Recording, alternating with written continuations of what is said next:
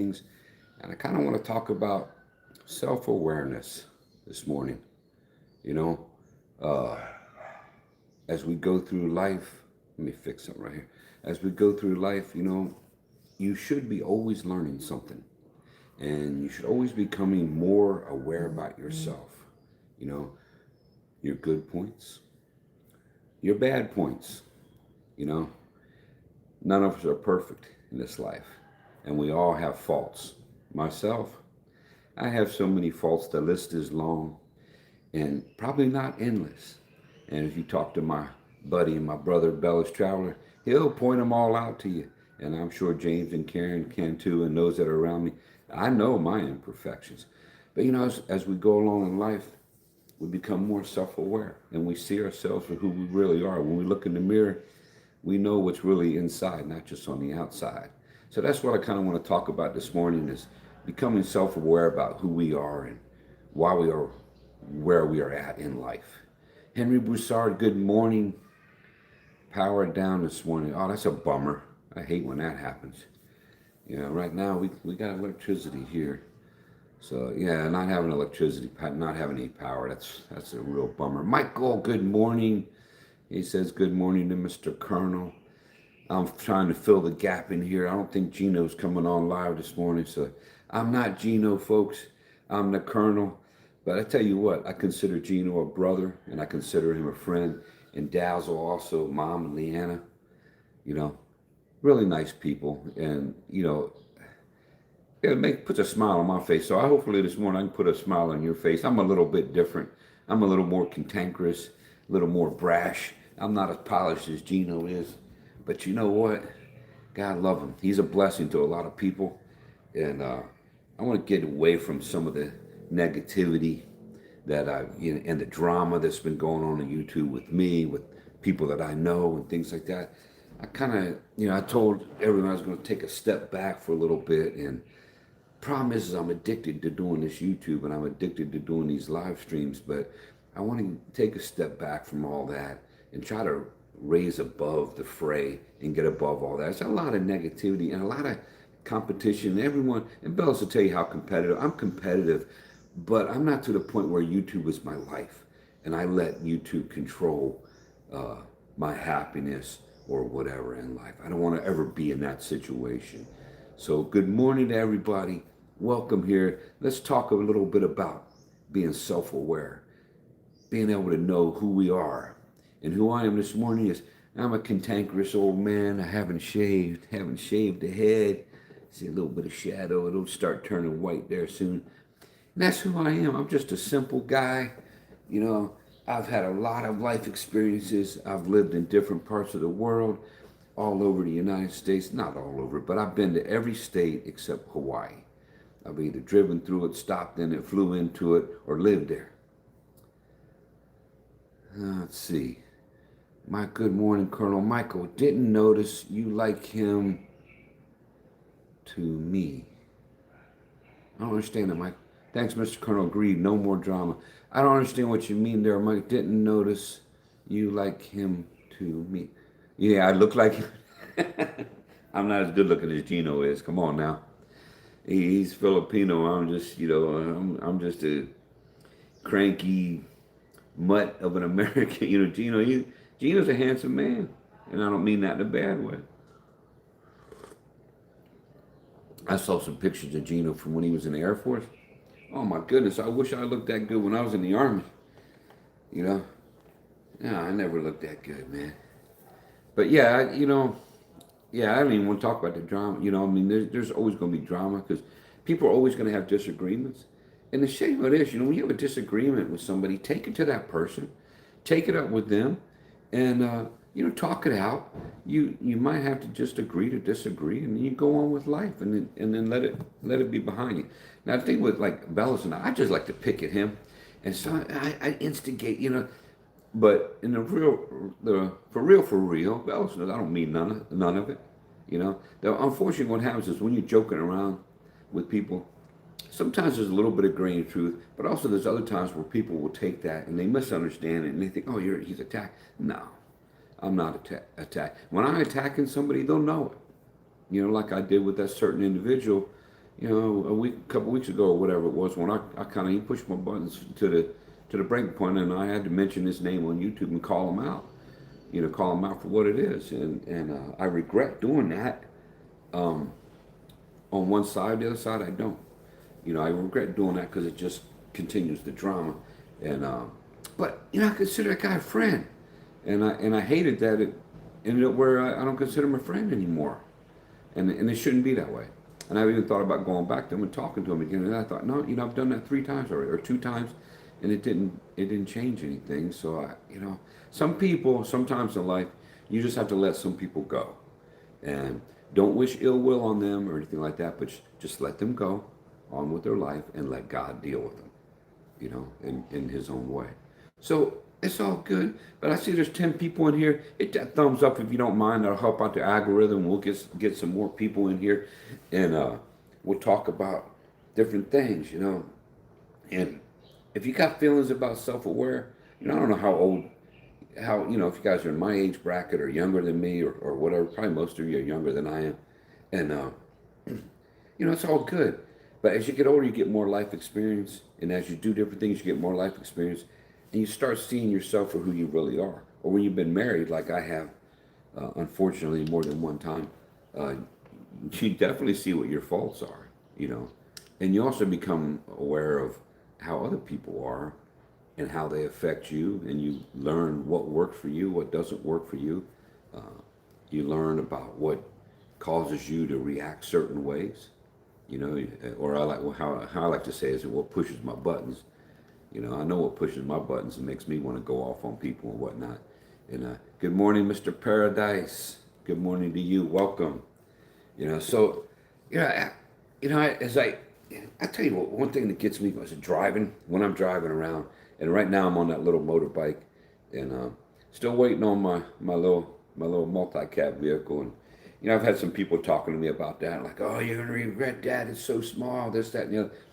And yeah, you know, it's a little tight, but I've sat in, I've ridden in them. Brother Bellows there, he's letting me as a passenger in the front seat and the back on his multi-cab. So I'm well aware of what they feel like and the seats and things like that, and on the passenger side. And I've sat on the driver's side, and there's more room on the driver's side than there is on the passenger side, that's for sure.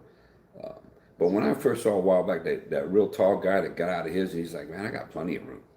Like, really? He's like, oh yeah, no problem. So we'll see. We'll see how I feel. I know the seat is not going to be comfortable enough for me, so I'll have to make some adjustments. But I'm getting this multi-cab with the whole idea that everything's going to be an adjustment in it. I'm going to be changing stuff in it quite a bit. But you know, it's just I just posted a little short video, and people are probably going to be upset because it's of a religious nature, or I don't call it religious, I call it relationship, but of a spiritual nature. And I'm sorry, that's just who I am. You don't have to agree with me, but I stand by that little short video. It's I believe that's you know, that's John MacArthur, or no, that's not I can't remember that pastor that's talking on that, but he's right on the money. You know, as you go through life and as you become closer in your spiritual life, you become more self-aware. You know, and you become more self-aware of the frailty of man and of our shortcomings and also of our good points. You know, not everything about us is bad. Everybody, you know, don't beat yourself up too much. You know, I could sit here and talk all day and just beat myself up one side and down the other, and I still probably wouldn't cover all my shortcomings. You know, but I also know that I do have some good qualities, but I don't like to talk about them. I would rather have other people talk about them if they so choose. But I don't need that because it embarrasses me, to be quite honest. But good morning, Mr. Paradise. Good morning, Brian. You said mate, so you got to be from my house, man. And I know Brian. He's been on here before. Appreciate it. See you guys. I see you guys on other channels. It's great. Excuse me, I got to take a sip. My Copica Blanca. Not because I'm trying to be like Gino, but man, when I heard I tried this out, and I was like, I became addicted to it. But I hope maybe Gino gets up, maybe he turns us on, sees I'm doing this, and you know, there is no time slots on YouTube, right?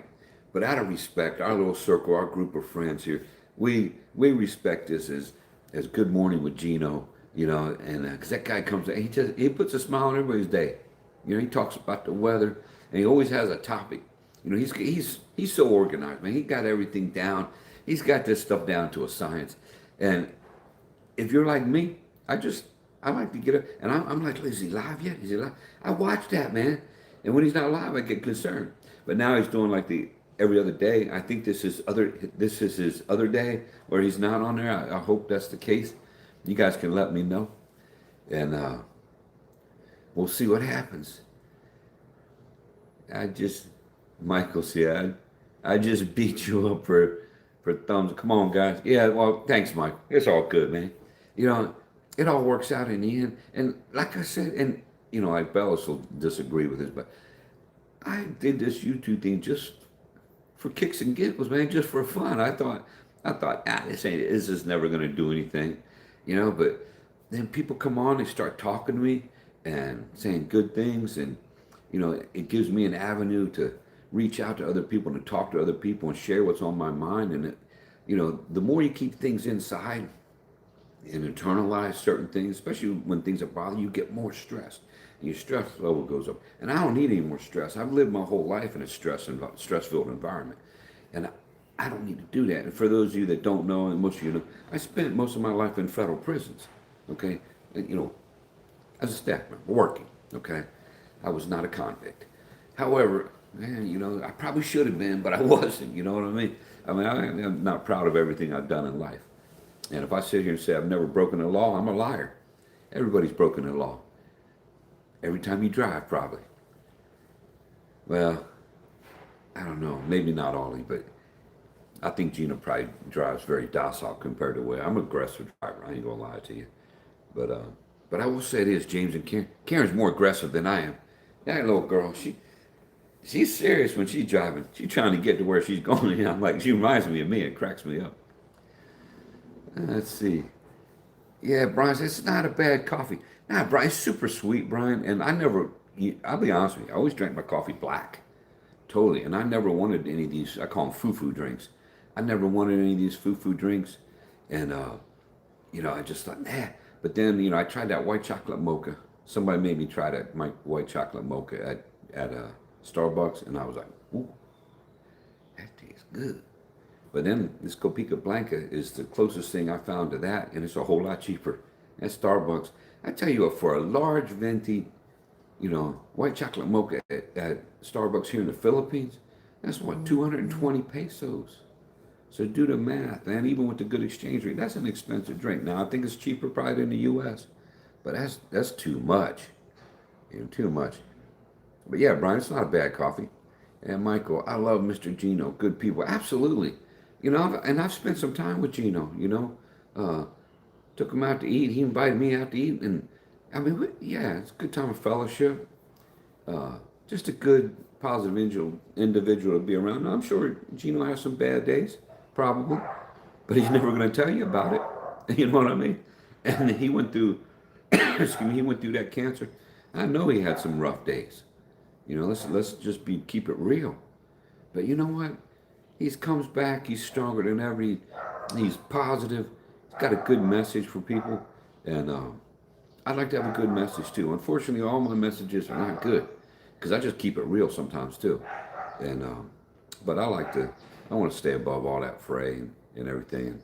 And it'd be really easy for me to sit here and beat people down because I'm good at it. Spent my whole life beating people down, so to speak, in my job. Or if I wouldn't be, I was keeping them down. Let's put it that way. I'll be a little bit nicer about it. But that was what I was paid to do, you know, keep people locked up, keep them down. But anyway, I'm in this next chapter of my life, and now I'm doing this YouTube thing, which I really took it. I kind of approached it as a joke first, and I'm kind of goofy a little bit. I like to joke around and do funny stuff. So you look at some of my shorts, you know, that little kiddies train, you know, and I'm playing train on there from Blackfoot. I mean, I just thought I got a kick out of it. Oh, that was hilarious. Now, not everybody thought it was hilarious like I did, but that's my sense of humor. You know, I'm a little bit warped. Gino, spell check. That's all right. That's all right, Michael. Don't worry about that. I knew what you meant. Hey, Colonel from Lou. Hey, Lou. Good morning, brother. How you doing, man? Lou's in here. He's always got something good to say or to keep me straight. Michael says, I've only broken driving laws in America. Can you actually do that here in the Philippines? Well, yeah, you can, because I was on the back of that multi-cab when we got pulled over and got a ticket for you know, the seat belts. That was messed up. That was messed up. Let's see.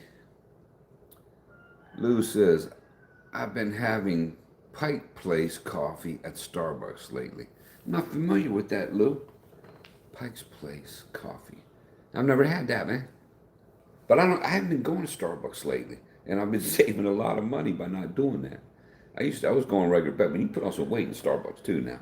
I mean, this Copica Blanca is not sugar free. Let's be honest, got a lot of sugar in it. Of course, the coffee is black. That's how I used to drink it. I tell you, so I put on weight too. I was working in Florida. I'd get up and I always went into work. I was going to work like, sometimes 2 hours early. But I'd try to leave my house to go through the drive through at Starbucks, get me my two French crullers, because I like them light and fluffy though. Two French crullers and that black coffee, large coffee. Boom. Start driving into the prison. And that was my morning routine. Black, straight black Dunkin' Donuts coffee. Yeah, that's what I used to drink back in the day. Not anymore. I don't care for the Dunkin' Donuts. The coffee over here, Dunkin' Donuts, it's okay, but it doesn't taste the same as in the U.S. Even though it probably is the same. I guess I've just gotten away from it for so long. And hold on, the comments are getting ahead of me. Yeah, Brian says a good coffee here is around 6 to 7 Australian dollars. Wow, Brian, that's crazy, man. I don't know what that is. I mean, it's in comparison to American money or pesos, but that sounds crazy to me, man. That sounds crazy. Starbucks failed in Australia. It wasn't up to the quality of local coffee. In other words, it probably wasn't strong enough. It probably wasn't strong enough, man. I don't know what the Australian coffee, but I just in my imagination, I'm not Australian. I'm just thinking, man, I bet that stuff's thick. Remind me of some good army coffee in America, back in the day. I told you, I said it before, I used to take the little packets in the MREs that we get, and it's just that coffee powder or whatever, and I just used to tear the top off. I didn't put that in the canteen, right in the mouth, take a drink of water. That was the coffee. And it was, it was what it was, It was quick, and it was definitely it was a coffee jolt, a caffeine jolt. That's for sure. Michael says, that was a skin ticket. Maybe. Maybe. I don't know. Maybe so. We all get skin taxed over here, in Southeast Asia. If you're not Asian, you're gonna get the skin taxed on you. Not everywhere, and not everybody does it, but there's a lot of people that do. That's just the way it is. And, you know that already. Ain't no reason, nothing to get mad about. The only time I used to get mad in Thailand is, you go to a national park or public park, and it'd be 40 pesos for the Thai people to get in. The foreigners paying 400 pesos. That's 10 times the amount. I used to just shake my head, and I was just like, you know what? I don't need to go in there. I don't need to go in there and look at some trees and stuff. I mean, we talk about how great, but it is. It's just like anywhere else. But there might be a waterfall in there that I wanted to see that would have been cool, but I just refuse to pay that 10 times on just because I'm a foreigner, especially because I lived there for so many years. That's what got me. I'm like, look, I'm on a retirement extension visa here, and you guys are still going to treat me like an outsider. That's one of the reasons I came to the Philippines. Yeah, I'm an outsider here, but I don't feel like one. I really don't. People speak to me in English and whatnot, and they're very friendly. Am I going to get scammed or ripped off once in a while? Sure. But shame on me for letting them do it. You know what I mean? It's just the way it is. That's all, Yeah. Lou says, I like my coffee how I like my Filipinas, strong and bitter. Lou, man, come on, Lou, man. I'm not going to. Yeah, I don't even know how to respond to that, man. I thought you were just going to tell me you like them strong and dark, but because this this little girl that I'm they're trying to court her. She's on the darker side of the spectrum. But it don't bother me. That skin color's never been a big issue for me. Let's see. Contrary to popular belief by those that I worked, I'm not a racist. Oh my goodness. You know how many times I got called racist on the job? And I just look at people and like, really?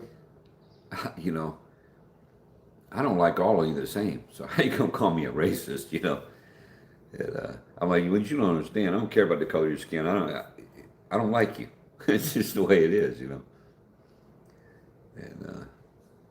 yeah, you had staff members calling. Yeah, Captain, he's racist. I'm like, not racist, folks, but if you just do your job, you would never see me. But when you're not doing your job, I'm gonna say something. I don't care what color your skin is, or what your sexual preference is. I don't care. You do what you want to do. You got to answer for that. I don't. I drank community coffee. That's from Henry Broussard. What's community coffee there? Henry, is that just coffee that's available to everybody?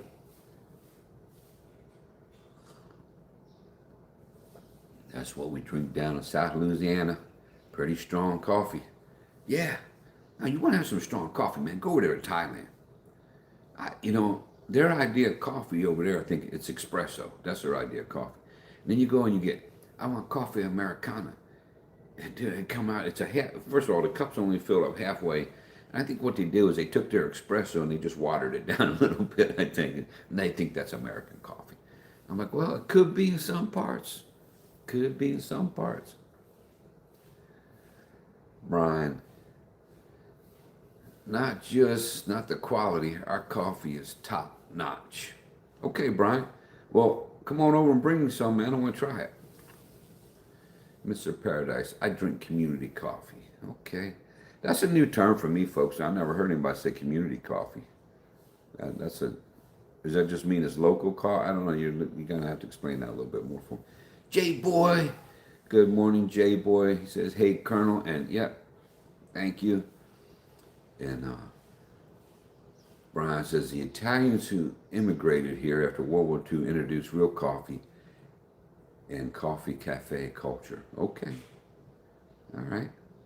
The average barista takes the job very seriously. Okay, Brian. So they take it serious. I'm going to tell you what. I got a good friend of mine. And we'll give a shout out to him. But just drew a blank on his name. And you're like, oh, I'm going to be a good friend of yours. You can't. But, man, I picture his face. I worked with him. But I'm just drawing a blank. He lives in West Virginia. Okay. And, matter of fact, I worked at two different federal prisons with that man, and got to know his family a little bit. And anyway, his daughter's married to a Colombian fella, and now he and his family, I don't know who else is involved. I know his daughter and her husband's involved, but they own a coffee plantation down in Colombia, and they grow the coffee beans, the cherries they call them, and they process them, and they ship them up to the U.S. And it's called something of the Andes. I'll have to go on Facebook and look at. Why am I drawing a blank on his name? I want to give him credit. I'm sorry, folks, I can't remember his name, but I'll look it up and I'll mention it on another live stream if I recall. But he's got quite the business, man. He's importing sacks of coffee beans from Colombia. And I think it's called Aroma of the Andes. I think that's the name of his coffee brand. So he's got his own coffee brand, bringing them straight up from the plantation there in Colombia. And I forgot to put my little sensor thing on there. Oh, well, I guess it's working just fine without it. But yeah, and he's got quite the business. He's a smart individual. But yeah, he's doing it all, and evidently, I personally haven't had any of his coffee, but of course, he's the owner, so he's going to claim it. But it's awesome. It's incredible coffee, and other people comment it's really good coffee, and because it's quality control, and he's controlling everything, or they're controlling everything, the roasting, everything. And I was like, man, that's pretty cool. I think it'd be fun to do something like that, because he's got his little niche, I think, pretty sure Aroma of the Andes. So if you see that, that's my friend. And why am I drawing a blank on his name. Brown. Dwayne Brown. It just came to me. It's just like the light bulb turned on. Dwayne Brown. And Dwayne Brown? Martin? Dwayne. I gotta look it up now because that's gonna irritate me. But anyway, always a good guy to work with and whatnot. But yeah, Aroma of the Andes. If you ever see that, that's a good buddy of mine. Hold on. Christian Sabalza. Am I saying that right? Hello, good morning to all the Philippines. Well, thank you. Good morning to you. Where are you at? Are you here in the Philippines also? Or is that... Hold on, excuse me, folks. I got to get close and look at something. No, I thought maybe that was Tonton. Tonton name, you know, Karen's brother from James and Karen. His name is Christian. His given name. But we call him Tonton. There's Tom Moskal. Hey, Tom. Good morning to you too, Tom. It's good to meet you. He says, good morning, Colonel. Good to see you're up and about. Just another rainy day here in Rojas. Yeah, it's not raining down here in Iloilo, Tom, but it will be before the day's up. If it doesn't, I'll be really surprised. And if it's raining there, it's probably going to be raining here. I tell you what, folks, I finally got to meet Tom the other day, and that man he's got an operation going there, man. That's incredible what he's got going on. His this rice plant, I say huge, it's large. I'm sure there's larger ones, you know, the conglomerates and whatnot, but him and his wife are doing just incredible things with rice. And some of the machinery that he has, the processors, the sorters, the separate, whatever you call them, Tom, the polishers, and then that color sorter, I understood about half of it. And it was so noisy, the Colonel, I was having trouble hearing anyway. But there's a man right there. You want to know about the Philippines and what goes on behind the scenes in the Philippines when it comes to business and things like that? That's the man to talk to right there. You know, I really appreciated you, Tom. That was great. You took time out of your day to let us walk through your plant, and and we're cognizant. There's people in there that probably were not happy to see us, and that's okay. But nobody, everybody smiled for the most part, and they got out of our way and they showed us things. And I tell you what, that power plant that he's got in there, that diesel generator. Oh my goodness, I was dead for 5 minutes after being there. But that thing's something else too. That's incredible. And then his tracked vehicle he has, it goes out onto the rice husk. I always call them hulls. You can call them husks, which is correct, I guess. And I'm just a hillbilly from West Virginia. What do I know about rice except what I learned in Thailand? So, but yeah, he's got like mountains of that, and I'm sitting there thinking to myself, that's good for gardening. That way, I'll bag that stuff up, But Tommy ain't got time for that. He's got bigger fish to fry, so to speak. And but yeah, that was nice meeting you, man. Now I know where you're at. And that little road, the road you told me to take back, you weren't lying about that road being a little bit rough in places, but it got me back to where I needed to go. So I appreciate that too. And I'm looking around. Anybody putting a line across the road to take me out, I don't want to be driving through there at nighttime, but during the day it was fine. I tell you what, Tom, it rained on me the whole way back. Rained the whole way back, Tom. But that was good meeting you, man. Thanks for being here. I appreciate it. Yeah, Brian. Yes, I agree, mate. The only thing that counts is the quality of the person and how they treat others. Yeah, you know what? I'm guilty. I don't always treat everybody good. I ain't gonna lie to you. In case you didn't know that, But I've been called a lot of things, and some things I can't repeat here. And then I get a kick, cracks me in the belly. They say I'm a big teddy bear and stuff like that. I can be like that, but I can be a total, pardon me, I can be a total jackass at times. I ain't gonna lie to you, and I can get nasty because not everything strikes me as funny, even though I try to laugh about everything. But some things I get irritated. I really get irritated when I'm driving. So, like I'm doing some of the videos, I got to mute because I might have said something there I shouldn't have said about somebody in something I saw. But yeah, man, you gotta try to stay above it and try to be as good to people because life is short. Why go through life bitter and angry all the time? Which I majority of my all of my adult life, yeah, I'm bitter and angry, and even though I shouldn't have been. But there's a myriad of factors that went into that, and lots of times it's from your partner you're with. So that's an important thing to consider. Marry the right person, and not somebody who's going to bring you down all the time. And had I known that she was going to be like that, I would have never married that woman. I didn't know she's going to beat me down every day of her life. And she had her own reasons for whatever. She felt like she was justified in talking to me the way she did and whatnot. And so be it. I'm not with her anymore. Let's see. Mr. Paradise. It's the brand. Okay. Let's see. Let me get back on track of my thinking. It's the brand. What are we talking about, Mr. Paradise? The rice? Or the coffee? Probably talking about the coffee. Okay. Brian, hey, J-Boy. J-Boy's liking my shirt. You like that shirt? I got this in Florida, J-Boy. That means that this shirt, okay, I've been in Southeast Asia for almost, it'll be going on 12 years in a couple months. A few months. And so it's at least that, and I got it before that. So this shirt's probably about 14 years old. I'm still wearing it. I don't wear it all the time, but yeah, this is my Florida, one of my Florida shirts. I used to go to Cousin Vinny's with a wing shop near where I live.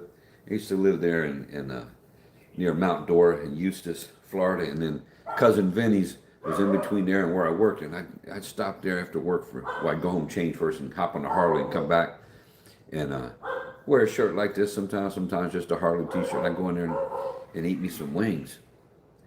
Yeah, just these wings. It's one flavor. It's called Trainwreck.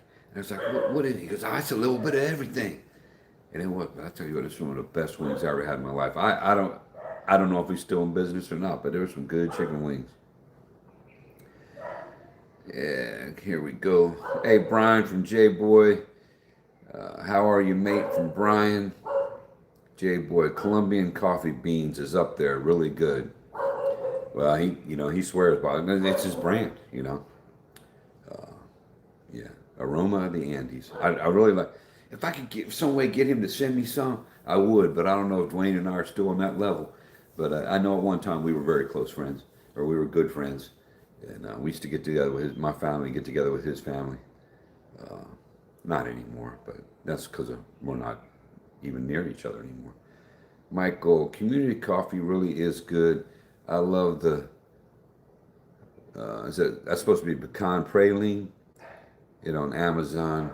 You won't regret it, Mr. Colonel. So community coffee is a brand. Okay, now I got you. He said it's a brand. Okay, I got it. Community coffee is a brand. Okay. Man, I've never heard of it. Send me some, man. Send me some. Not me trying to fight with Amazon. Let somebody else fight with Amazon for that. That sounds good, man. Oh yeah, folks, I did put an email address on there. I don't check it daily. I need to start checking it daily. If anybody's emailed me on that email, that Tuda mail, whatever it's called, I need to start checking that. And if you did and I didn't respond, forgive me because I haven't checked that in a few days. But I did on my channel. I did post an email. If somebody wants to talk to me directly or private message me, you can send emails on there, and I'll do it. I opened up that email account just for the YouTube, so I can contact people, and because I don't I'm not gonna I don't really want to put my social media out there, my Facebook, not yet, maybe someday, but if I make another account, I don't know. I might start doing more with Facebook. I've never liked Facebook, and that goes back to my working days and for security reasons, but might start doing more there if I can figure it out. And it's funny, the guy where I'm getting the multicat, he tried to show me, and he showed me what to do, and I was just like, yeah, I'm not going to remember all that. But anyway, the Sunnyside Cafe is on Boracay, do a good coffee. Really, Brian? I might have to check. I'll try to, when I go to Boracay, try to remember that. Now, I'm going to Boracay soon, I hope. It'll be sometime after Valentine's Day, probably. I'll go to Boracay, I hope. That's the plan, anyway. J-Boy, I'm good, Brian. Same old, mate. How are you? How are things?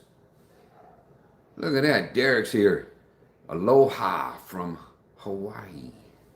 Man, I tell you, I said this. I tried to go to Hawaii. I tried to transfer there to the FDC in Honolulu. Didn't happen. But I was working on it, but it didn't happen. The Lord had other things in plan for me, other places for me to go and create havoc. Brian, that's a long one, Brian. Okay, bear with me while I try to read this. This shirt's making the messages hard to read because of the white lettering. Okay, and there's a great little coffee cafe in Iloilo, which is great too. The whole theme is coffee, chandeliers made from old coffee cups. Even the paintings on the wall have been done with coffee ground. Well, Brian, tell me the name of it and I'll go check it out. And maybe I'll make a little video. Uh-oh, hold on, I did something wrong. Brian says, same mate, just working as per usual. Yeah, hey, is that Brian? Yeah, Brian, tell me the name of that coffee shop. I'd like to check it out. Maybe see if they're still in business. All right. Yeah, just working as per usual. Michael KTN, does Tauntaun have a YouTube channel? Yeah, Tauntaun has a YouTube channel, but he's more into the Facebook. Now, James tried to, and I did too. We tried to talk to Tauntaun and said, dude, do the YouTube, man. But I guess he's got thousands of followers on Facebook, and he just hasn't. I don't know. You have to ask Tauntaun that, but he hasn't. I don't think he does. If he's doing it, I haven't seen it, and shame on me for not checking. But yeah, I think he just didn't see the value in YouTube yet. But if he ever does, he'll have a great channel because he's very popular on Facebook. You know, I mean, and Tom does. He's just a all around. I mean, he's a dude that can do a little bit of everything. You know, he's a good guy to have around. I ain't gonna lie to you. A good guy to have around. Yeah, I think his YouTube channel, if he would focus on it, would just, yeah, it would do great. I mean, he'd probably get monetized just in a matter of weeks. J Boy, LOL, Brian working. You working from home? I think J Boy's digging at Brian there a little bit. Hey, Tom, stop by any time you're in the area. You're always welcome. Oh, thank you, Tom. It's very gracious of you. I appreciate that. And you said that before I left, and I took that to heart.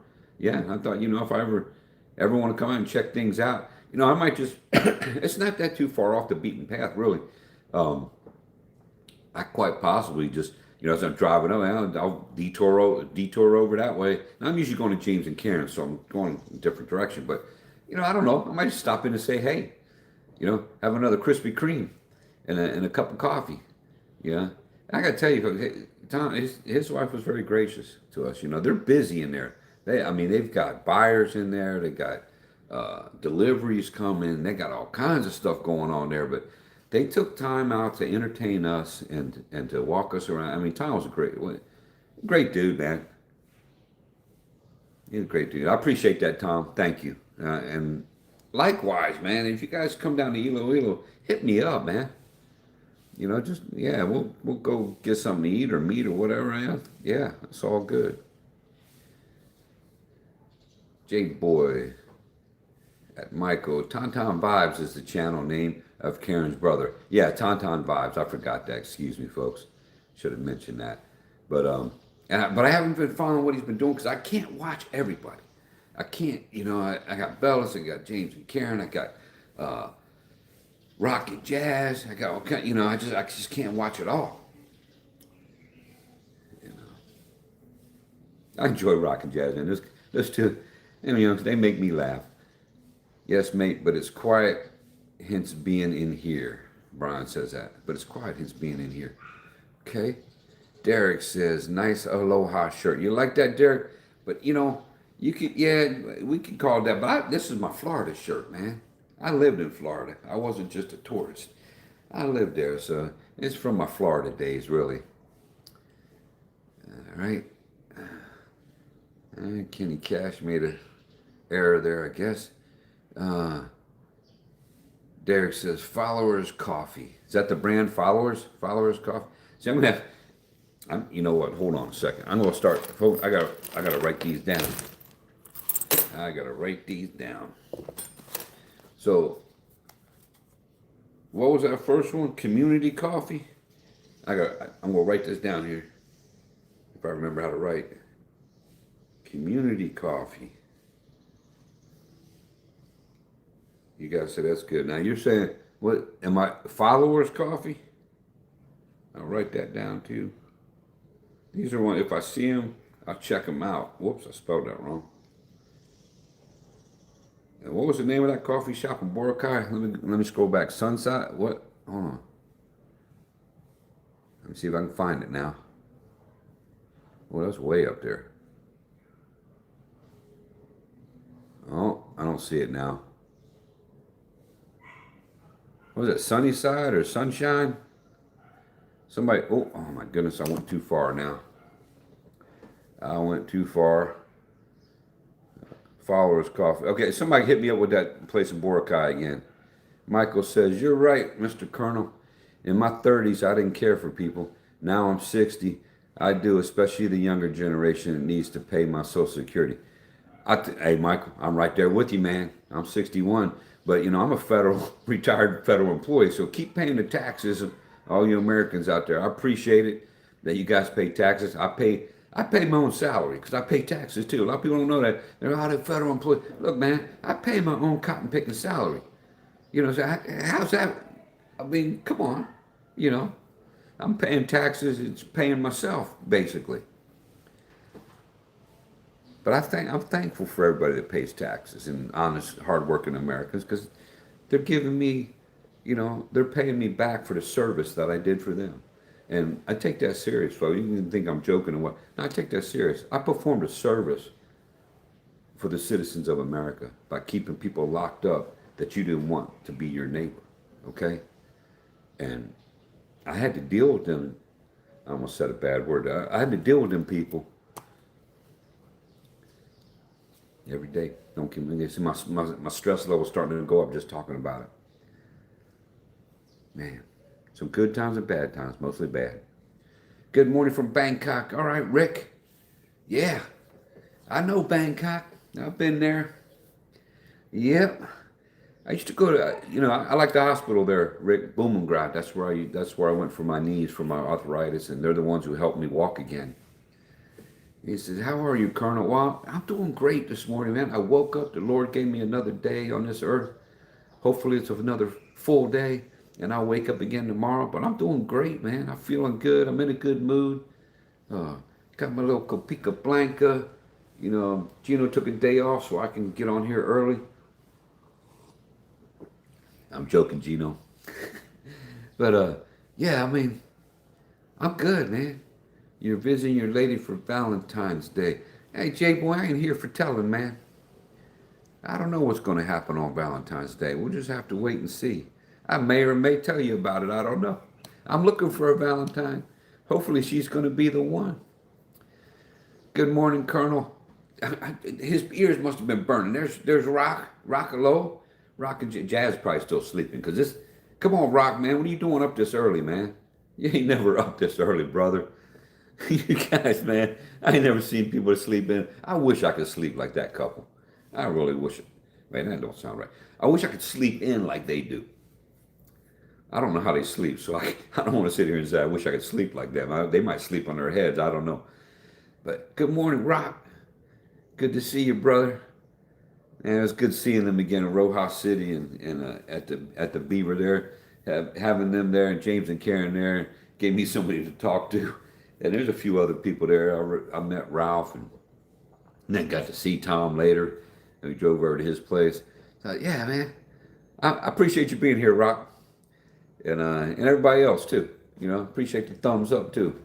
My little channel. I'm growing slowly. We'll see what happens. It might turn into something. It might not. And I might just quit. I don't know. Okay, Brian, yeah, find the name and the address. Okay, great. Shoot it to me on that email, that Tuda mail, whatever it's called. Hey, Rockin' Jazz from J-Boy. Rockalo's waving at J-Boy. Brian, I'm just waiting in my daughter to respond with the name and location of that coffee cafe. Okay, I'm Boracay. Thanks, Brian. Take your time, man. Or you can put it on here, and as soon as I see it this time, right, it was sunshine or something. I don't remember. I scrolled back, tried to find it, but I couldn't find it. Brian, when you heading to the Philippines next? From J Boy. Brian's April 15th, J Boy. All right, Brian. We'll have to try to hook up, meet up somewhere. Not hook up, meet up. Somebody else say something. Oh my goodness, here we go. Alex Narvaez. Yeah, Alex, I remember you, man. How's your channel doing? Were you ever able to do lives? I'm pretty sure I subscribed. There's Tamara. Good morning, Tamara. Thank you for coming over here. Thanks for shout out to Tamara. And thanks for coming over here to the channel. Probably gave me a thumbs up. I appreciate that. That's great. Thank you for doing that. J-Boy. LOL, Brian. I'm going April 14th, but staying around Manila doing documents. There you go. You staying in BGC or you staying in Makati? I always like to stay in BGC. I always stayed at Hotel 101 Fort because I rode the bus. And as I drive the bus up the middle, the bus stops right there in front of the hotel, basically. Walk up the steps, cross the street, and you're right in the front entrance of the hotels. And you know, it was just a great location. You're right by Market. You're right across the street from SM Aura. You can walk down the street, go to Olive Garden, Texas Roadhouse, Denny's, whatever you want. And then there's many restaurants in between. You know, you go over the high street and walk around the high street and act like you got money. You know, I mean, yeah. And you can go around and look at everybody with their little doggies with their little diapers on. Somebody explain that to me. I mean, I know why they're wearing the diapers, but why do you have the urge? This is totally not on one of my topics this morning, but why do you have the urge to put a diaper on your doggie and carry him through the mall or walk him through the mall? Are you showing off or you know, in all fairness to people, they just might not be able to leave their doggie at home. Maybe the doggie's got anxiety or whatever. And see, I know Gino, they're puppies. That's their family member. So I don't want to be offensive to people. But I see some people where it's just like, they'll have like 4 or 5 of them walking them down. And I'm just like, really? You know, I just don't understand it, man. It just cracks me up. But I guess that's why I don't like living in the city, too. You got a dog in the city. You got to take the dog to do its business somewhere, unless you're training it to be like a cat and do it in a litter. Anyway, let's just change the subject. That's just not a bad.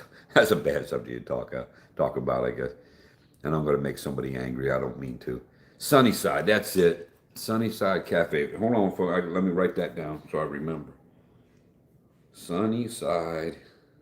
I knew it was sunny something. I was thinking sunshine. Sunnyside. Did you guys go there, Rock? You and Jazz go to Sunnyside Cafe? Sunnyside Cafe, Boracay. They have 2. One on Station 2 and the other one Station 1. Okay, so there's 2 of them. Sunnyside Cafe, Boracay. Hold on, folks. I'm still writing because I'm slow. And yeah, I always spell Boracay wrong. All right, I'll have to check that out. Try to remember and check that out.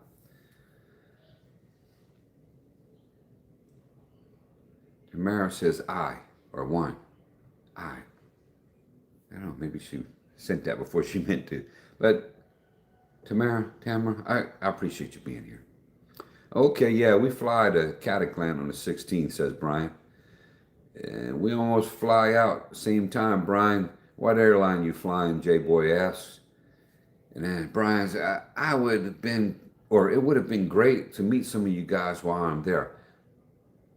Yeah, well, you're not here yet, so you said it would have been. I want you. It will be. It'd be great to meet some of you guys while you're there. Yeah, Brian. I mean, hey, let us know if we can make it happen. We'll make it happen. Okay. I don't know what I'm doing. That at that point in life, I don't. You know, up in April, I'm not sure what I'm doing. But hey, there's nothing wrong with trying, man. Why not get together and meet somebody? You know, I love meeting you guys in person. The people that comment on here, oh, I love meeting people in person. You know, it's like, you know, Juan. Met him the other day, and he still chats to me now. You know, he said he's been watching the channel and whatnot, and came up and introduced himself to me at the mall. It's great, man. That's awesome. Get to meet people in person instead of just being in virtual reality. That's a nasty. That light, man. It's a nasty reflection off my glass. Okay.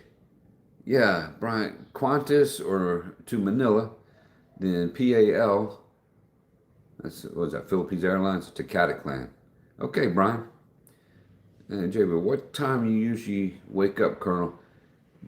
Jay, boy, I tell you what, man, I wake up whenever the body wakes up, man. I don't sleep much because I've got severe sleep apnea. So I use a CPAP machine, but the doctor says I've got permanent brain damage. That might explain a lot. But my body does not rejuvenate, so it probably just shortened my life. And but that's why I use the machine. But my body does not go fully into sleep ever, I don't think. If it does, I get 6 hours. That's it, normally. So like last night, I went to sleep like 10:30. So 6 hours later, four something. And this morning I woke up, it was like right after 5 when I actually woke up this morning. So I got a little bit more than normal. And I didn't have to wake up and use the CR. So it means I didn't drink too much before I went to sleep. So yeah, last night was a good night. That might be why I feel good, why I'm in a good mood. Who knows?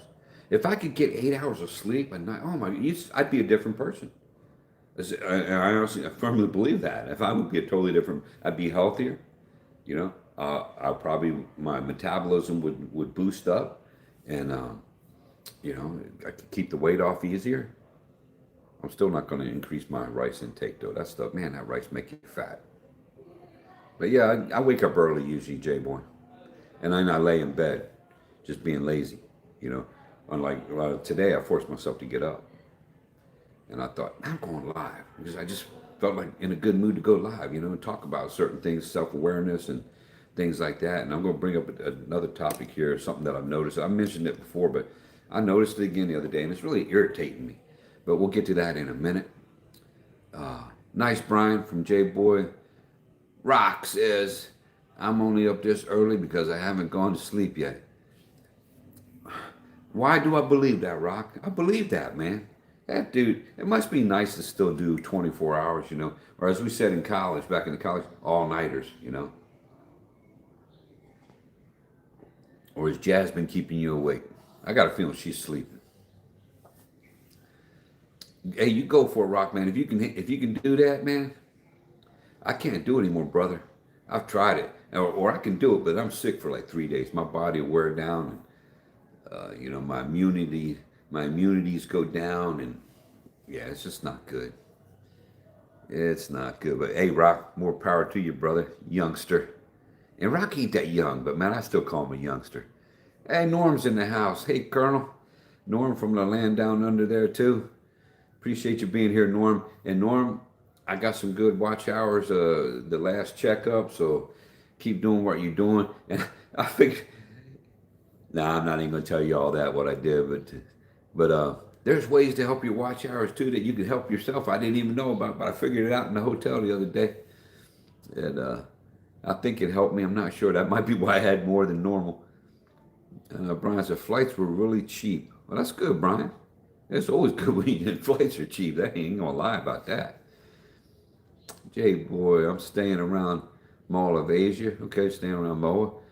I have my daughters with me, so I can leave them at the mall while I do my thing. That's cool, man. Yeah, you get lost. I get lost in Mall of Asia. Every time I go in there, I get lost. But see, since I was staying over by BG's, I started going to the Market, which is, that's one of the original malls there in Manila. And I think Market's run by Ayala, I think they're run by Ayala. Fortune's not here. Fortune was here. He can tell us. But that's one of the ones. They have the big rotunda, the big round area, and several floors. And I started enjoying going into Market. There's all kinds of places in there, all kinds of places to eat too. But I used to go to Mall of Asia all the time. But then I started finding other ones. Then I started going over to Ayala, where you got Greenbelt 1 through 5 or whatever, and then you got it's the one that starts with, I want to say Allegret. It's not Allegret. It's Those, it starts with an A. You know, you got Iowa one, and you got the what's that one that starts on the A? I can't think of it. Then you got the green belt. You got a whole bunch of malls there, and you know, it's not Landers. It's that store, Land. Oh, well, I can't think of it. Man, I hope I'm not getting Alzheimer's. But anyway, yeah, I know Mall of Asia real well. And then I stayed at the Heritage Hotel one time, and I was walking to Mall of Asia from there, and I stopped doing that because coming back one time, I just about pushed a teenage boy into the water, and made me check myself. And but the dude was in my face, and I'd asked him to get out of my way more than once, and then I just had to push him out of the way, and he stumbled backwards a little bit and almost went over the bridge into the water. And I was like, oh my goodness, Colonel, you got to stop doing stuff like that. But it started out with the little kids begging and whatnot, and I just wasn't into it. My hands were full, wasn't into it. And I'm watching because I had some expensive stuff, and I'm like watching myself, and then the little kids didn't get any play with me, so then the teenagers came over and started getting in my face, and I'm just like, no, man, I just not today, And they wouldn't listen. They don't take no for an answer, and he got right in my face, and I had to put the hand up to get him out of my face, and I did the hand swipe to the side, and I guess it was a little stronger than I thought it was, and yeah, he about went over backwards over that little bridge and into the water. That would have been bad, and I'd have got in trouble for that. So I had to check myself. There's Gino. Good morning, Colonel. Gino, the morning master. He's here, blessing me with his presence. God love you, Gino, man. I said some good words about it. Maybe your ears were burning, man. We were talking about you earlier. But appreciate you being here, man. I really do. I got my Copico blanket. And look, I got the double mug, man. So as bad as it is for you, I got 2 packets in here, man. I have to because it's a big cup. It's a big cup. But I love it. It tastes good, man. And then somebody, no, that was at Tom's place at his big rice mill. What was that, Family Milling Company? I think Tom's what you call it. And they brought me a cup of coffee, and I was like, this tastes like Copica Blanca. And she's like, no, that's the brown. I said, man, I thought it tastes like, I said, I knew it was Copico. And she started laughing. She was, yeah, that's Copico. I'm like, yeah, it tastes really good. That's good coffee, folks. For instant, foo-foo drinks, it's good stuff. And I appreciate Gino turning me on to that. He didn't know he did, but he did. But good morning, Gino. Rock says, we don't drink coffee. Well, Rock, youngster, someday you might. You might. You might grow out of the baby drinks and start drinking adult drinks, man. I don't know. I'm just teasing. J-Boy says, good morning, Kuya Gino. Yes, brother Gino. Good morning, J-Boy from Gino. Brian says, the Sunny Side has a great food menu, and I love their tomato and mango. Dude, that sounds good, man. Sorry, I mean to call you dude. This is the way I talk. It's probably why Bellis and I get along, because he calls everybody dude, too. And he's always apologizing to call me dude. And I'm like, dude, that's what I call people. And we started laughing at each other. Tomato and mango soup. I'm going to go there. I got to remember, go there just to have that. Because that sounds really good. That sounds real good.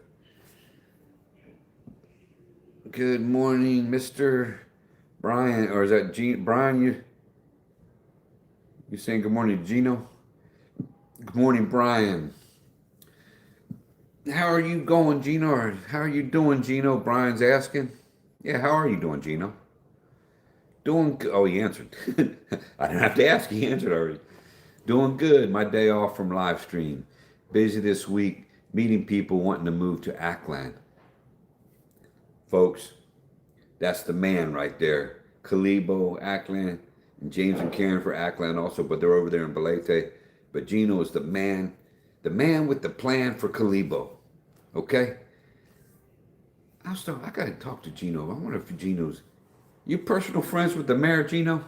You guys got some kind of deal going on? You're bringing people to Kalibo, bringing foreigners to... I'm just teasing, brother. But I just was like, man, if if you're not, excuse me, folks. Hold on. Okay. My neighbors got a new vehicle, and they decided that it's okay to park that vehicle in front of my gate of my house. And I had a few words with the guy. He's a nice guy, but I had a few words with him yesterday. Hey, man, come on now. Every time I want to leave, I don't want to have to come over and get you to move your vehicle. You have to. I said, is this going to be parked here all the time? He's like, yeah. Well, you're going to have to figure something out. I says, because one day I'm going to come out here not thinking. I'm going to open my gate and I'm going to push it open. And it's going to hit your vehicle. And I'm sorry, it is what it is, man. And he's like, nah. I said, well, I got another vehicle coming and I got to be able to open both these gates wide open so I can park too.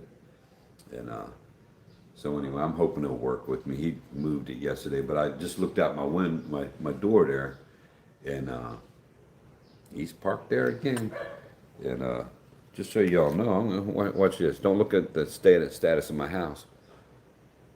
You can't see it. Let me see, the screen's blocking it. Yeah, do you see that? Now, I'll give him credit. It's on the other side of the street there a little bit, but if I had to get out there with my multi-cab, I wouldn't be able to do it right now. But anyway, enough of that. Don't look at my messy house, folks.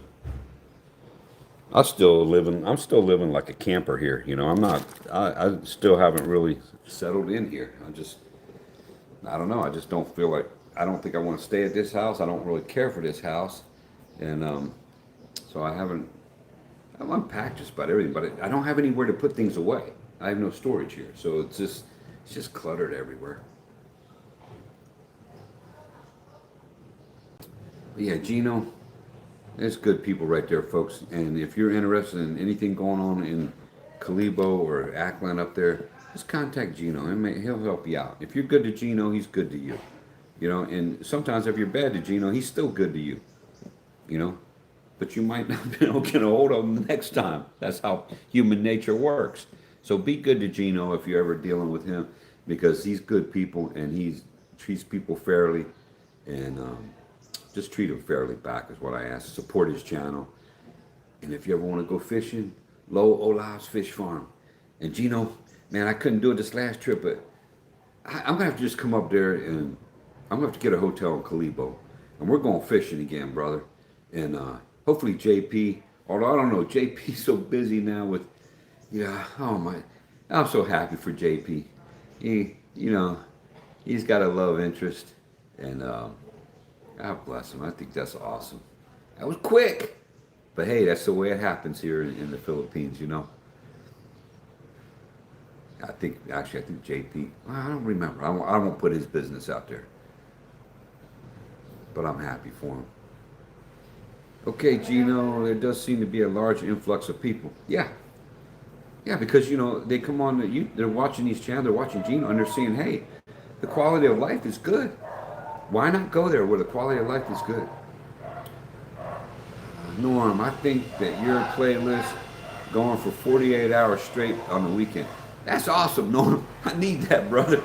If I want to make that, those hours I gotta have. It's crazy, man. That 3,000, 4,000 hours. That's not easy to get, folks. Especially when you got a small little channel like mine. And honestly, all in the Lord's timing. I'm not begging, but I do appreciate the people that are helping me get there. And if we could have what's going on out here? I hear a big truck. That's not, no, I live on a dead end street. Hold on, folks. I gotta check this out. I gotta see it's not Saturday. So the trash truck's not out here. Let's see what's going on out here. What do we got going? Oh, this is the trash truck. That's a different. I never seen them come. Isn't today Wednesday? I've never seen them come all the way down here. My neighbors must have. Hold on, folks. I gotta go out here and check this out. Something special going on with the trash people. Let's see what they got going on. Here, you want to see something, man? Look at this. That's the way they do it in the Philippines there, man. That's the trash truck in the Philippines. Yeah, look at that. Oh, that's where we get. Okay, I see what it is. My neighbors got a new CR going on. So, yeah, so they had come down here and get the heavy stuff. Yeah.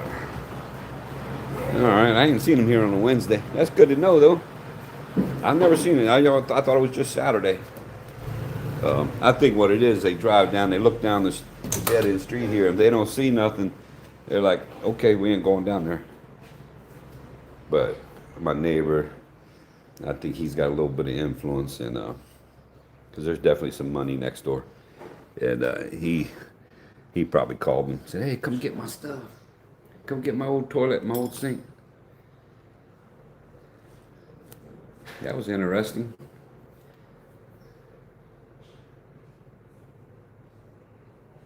But thanks for that, Norm. Back to chat here. I think it's mainly only the Greenbelt 3 and 5 left now as they are rebuilding. Yeah, they're doing a lot of construction there at that mall. And what's the name of the ones that start with an A there, Norm? I can't remember that. Allegretta. Allegretta, that's what it's called. The light bulb just went on again. The brain's sparking again. Yeah, Allegretta. And there's at least Allegretta 3, Allegretta 4. But that's a big mall area. Yeah, and they're doing a lot of refurbishing there. So they'll eventually get everything all back open. And there's one section where you go in and you're stuck. There's no walkway to the other one, so you have to like go back downstairs, go outside, and walk around. But the rest of them are mostly they're connected. And what's that store that starts with an L? High-end store that connects is in between Greenbelt and I draw a blank on it. I would say Allegretta. No, I don't know, man. I can't think of it, man. It was in and out the brain that quick. Maybe I'm getting dementia. But thanks for that, Norm. I appreciate it, man. I really do appreciate that. Gino says, Brian, placing a couple from Arizona at La Casa Espanola Apartments tomorrow. They are retiring in the Philippines, giving Calibo a try. That's awesome, Gino. That's awesome, man. I'm just wondering, though, with all the people going into Calibo and whatnot, if we ever have a big expat get-together, which I'm not a big social person, but I don't know if there'll be a facility big enough, man, to hold everybody.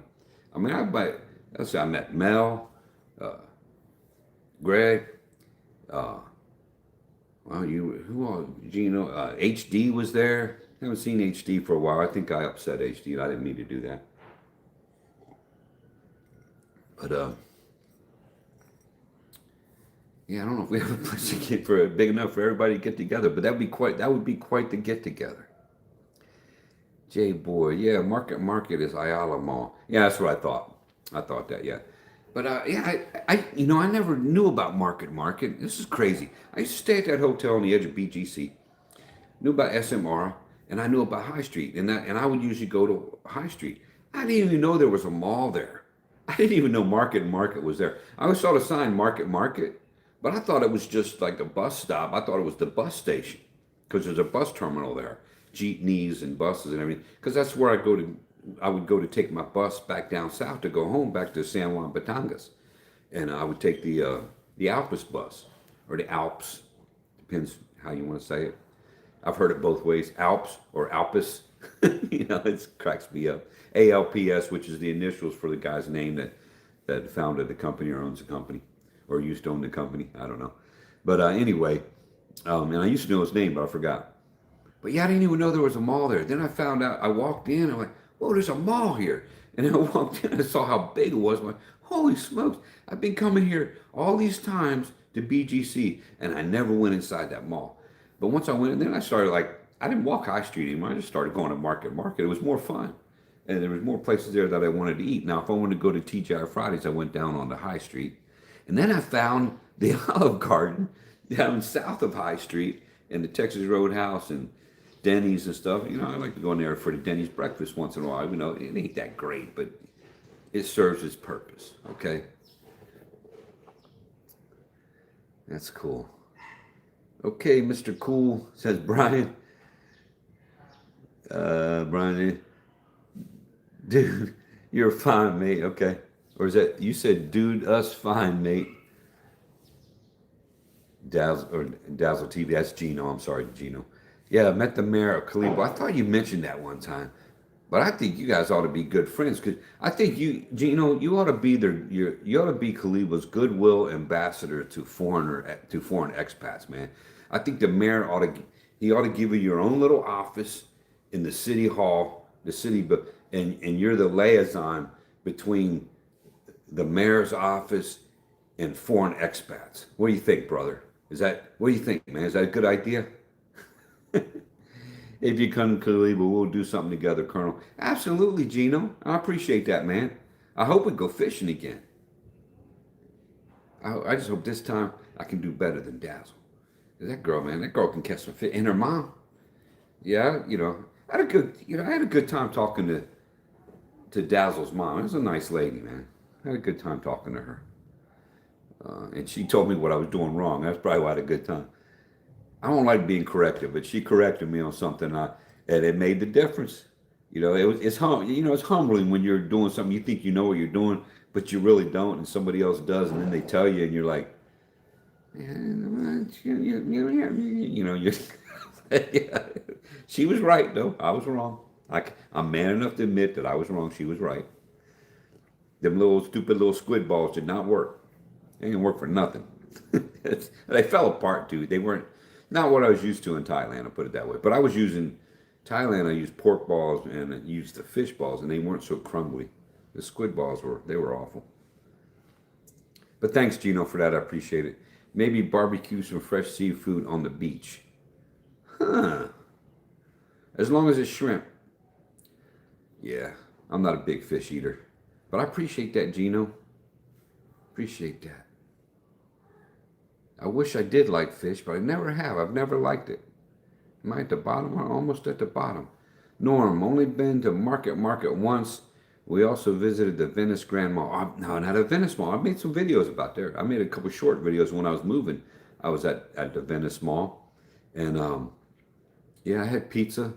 I don't want to call it a date. I met a woman there, and we had pizza together at the Venice Mall. Had a good time meeting somebody new. And that's all that happened, folks. Don't read anything into that. I don't mind meeting people and getting to know different people. That's how you find the one. And sometimes people don't understand that. It's okay to meet a woman and have a meal together and not have anything happen. That's okay. You just have good conversation, good time of fellowship, get to know somebody different, get to learn about their life. They learn about your life, and then you can go your separate ways and really, hey, I had a good afternoon, or I had a good evening. It doesn't have to be anything physical involved. It doesn't have to be anything more involved in that. And that's one of the things, from the '60s in the U.S. where there's free love, and that's a downfall, man. People think, especially in America, they go out, well, it's going to lead to something physical. Well, it doesn't have to, and it shouldn't. Be honest, not the first time you meet somebody. Give me a break. But that's American society, unfortunately. I think it's somewhat permeated into other countries too. All right, I'm looking at the top 9 people in here. I appreciate you guys taking time out of your valuable time of days, or spending. I don't know what I'm trying to say, but time is valuable, and you're spending some of your valuable time with me. That's what I'm trying to thank you for, and I try to do that every live stream. So I appreciate that, folks, and I appreciate the 15 thumbs up that are up there. That helps the algorithm go over in the Colonel's favor, more into somebody else's favor. So I appreciate that. And but yeah, the Venice Mall's cool. You got the little canal in there, and you can get on the little gondola boats and go around if you want to do that. There's some restaurants in there and some stores. It's not a lot there, but it's pretty. It's a good place to take pictures, take video, and meet somebody. And then if you're into feeding pigeons, you can go up there and let the pigeons attack you. You put that little cracked corn in there, and they'll land on your head, your shoulder, pooping all over you. You can do that if you enjoy that. I've done it, and I regretted it, but I did it. Yeah, it was fun anyway. Gino says, an office would mean I would work, no work for me. Nah, Gino, I didn't say you had to work, man. But I think you just ought to have an office there. So you want to pop in or photo op or whatever, just pop in there. Yeah, I'm the liaison between it. But you keep doing what you're doing. Because whether you realize it or not, you're working, my friend. You're working for yourself. You're not making any money, but you're working. YouTube is work. I'm doing it. This is working too, even though I say I'm doing it for fun, but that is fun. But it's all perspective, my friend. But no, I don't want you to have a job, but just a title. You don't have to have a job, just a title, because you're doing it. You're doing it anyway because you're good people and you're a good man. And I think that's great. Noted shrimp or prawns for the Colonel. Thanks, Gino. You'll have to fight with Dazzle and Leanna for shrimp. Oh, well, I give up. I give up, Gino. I give up already before I'm started. I'll just go along for the fellowship. I don't have to eat. How about we do that? Or I'll bring my own. I'll bring my own. How about that? That's funny. That's funny. Rockalo says, like and subscribe. It's free. Thanks, Rock. Thanks for the support, brother. That's very cool. Rock and jazz, man. Good people. Good people. Michael says, good day, Mr. Colonel. Really enjoyed the conversation. I'll be listening to assist with watch hours. Michael, every little bit helps, brother.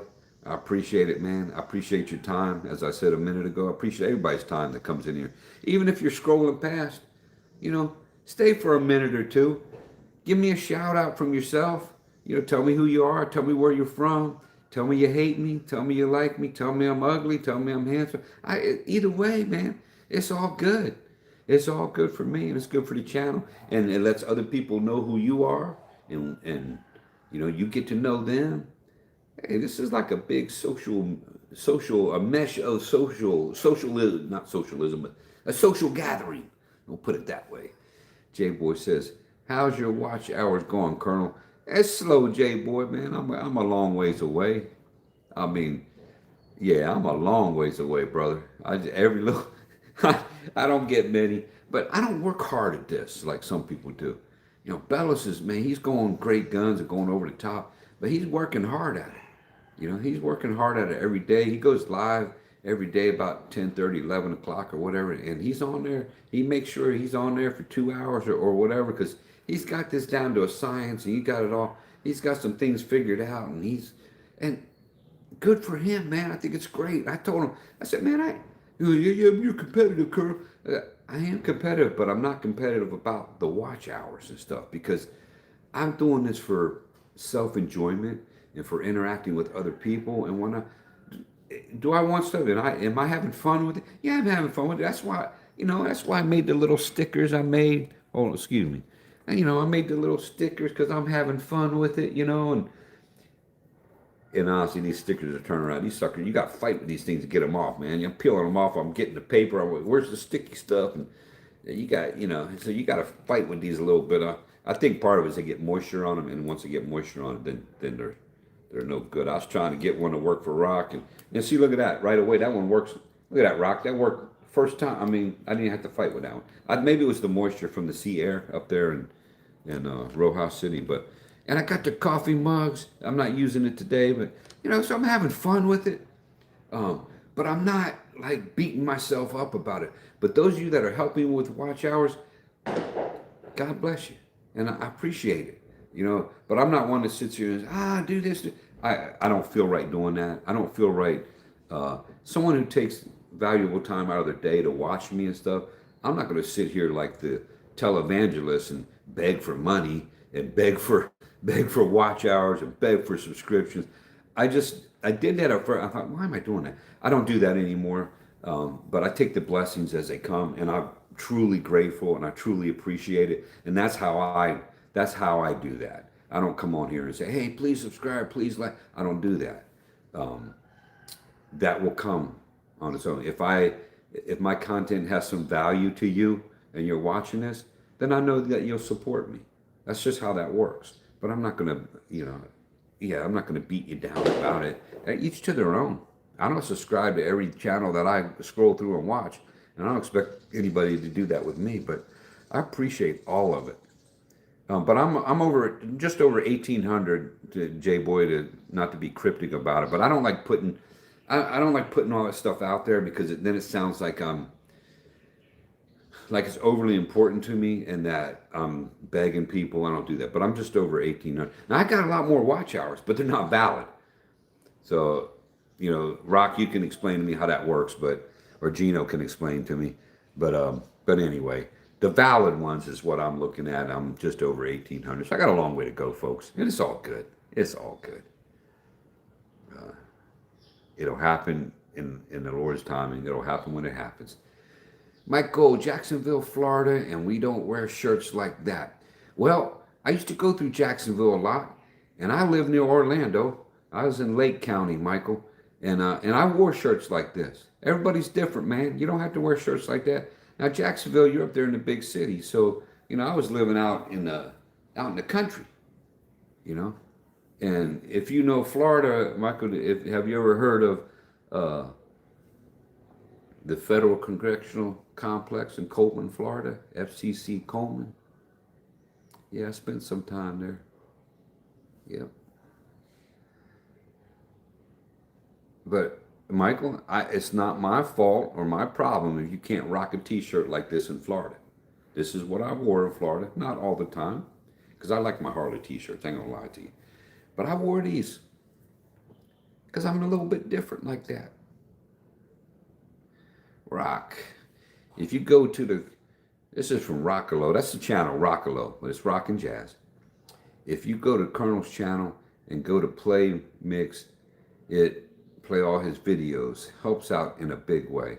Well, thanks, Rock, for explaining that. I appreciate that. Yeah, I think the one, folks, where I probably get the most watch time is it's called the Colonels Chronicles playlist. Is the one that I have on there. Um, I guess watching the lives over again. If you can if you can handle that, you'll get a lot of playtime there too.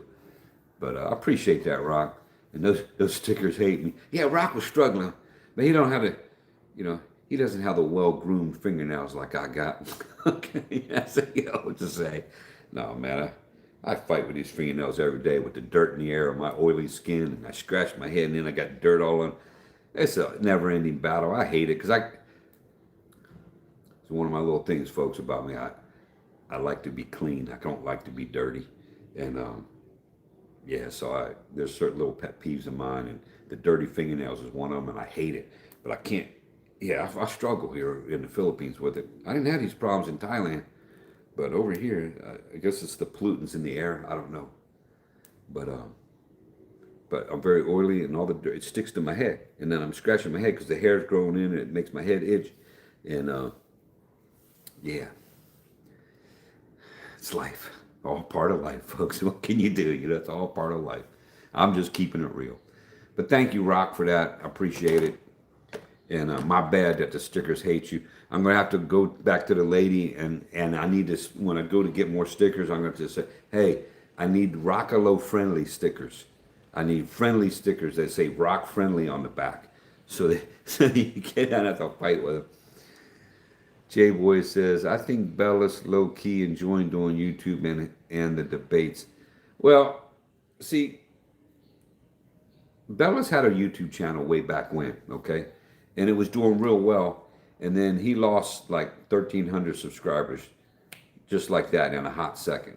Because he said some things on his channel back then that maybe shouldn't have been said, or somebody didn't like it. And he lost just like that, and he got a bad taste in his mouth towards YouTube in general, so he stopped doing it. But when I went over there to visit, he saw me live streaming, and he came on, and we did it together, and guess what? Bella's Traveler was reborn because he got the bug again. And then he talked about me being competitive. Nah, bro. Nah, I ain't competitive, nothing compared to Bella's. He got on there, and he was hot, and then he's like checking everything and keeping track of it. I'm like, come on, bro. And he's like, no, and he tries to play it off, and he tries to project it onto me, like I'm like that. I'm like, come on, man. You're talking about yourself, man. But anyway, it's you.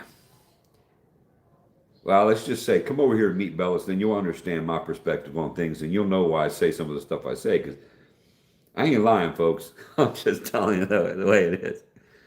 But he's my brother. I love him to death. So I look out for him. And he has my confidence, I hope, because I haven't given up any of his secrets. Okay. Henry Broussard. I like hanging out with you, Colonel. You're a good person. Well, Henry, I appreciate that, first off, okay? I'm not always a good person. Just keep it real with you. But I try to be honest and I try to be true and I try to tell the truth. And even though some of my stories might sound like BS, they're not. Uh, they might be embellished a little bit here and there, but I don't think so. I try to keep it real as possible. Because some of this stuff, you can't make it up. Some of the stuff that I've seen and been through, you can't make this stuff up, man. It's too crazy to be made up.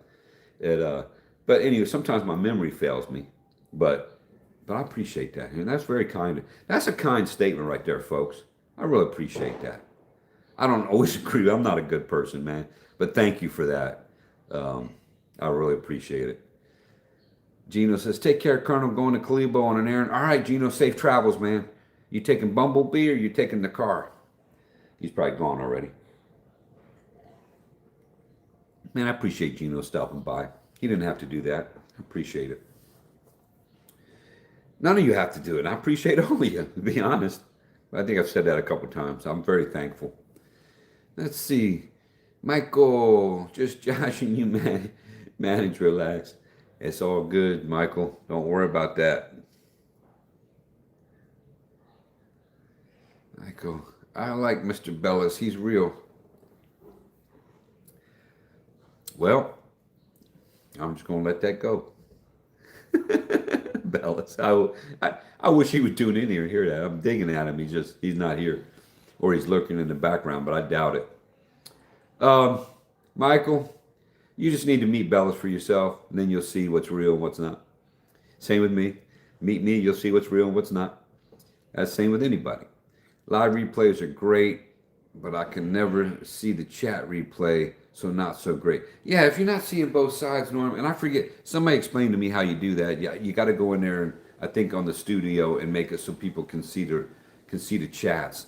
So I need to figure out how to do that, and then figure out if I can go back on all my lives and do that. I mean, because it would make it a lot more enjoyable for people. Because then you can see the comments, what people said, and like if somebody's in the video and they're going off and ranting and raving, then you'll know what they're ranting and raving about. So without the chats being there, yeah, that would be annoying to. It would annoy me, but. Bellis definitely YouTube reborn from J Boy. Yeah. Bellis is going great guns and he's something else, man. He's a character. That's all I'm gonna say. He's a character. He's my buddy, but he is a character. And go over there and support out. I think most of you guys, and especially Norm, I know Norm is, but go over there and support Bellis with what he's doing.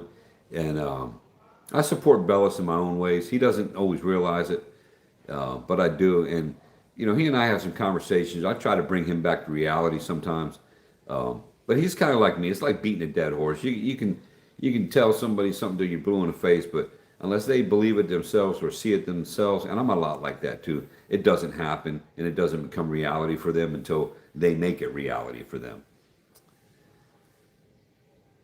Nora says, Gino, I guess I see you. Yeah, when you set up the live there as a checkbox, you need to select. Not sure if you can do it after the chat. I don't know what checkbox you're talking about when you set up the live, Norm, because I don't have anything that talks about.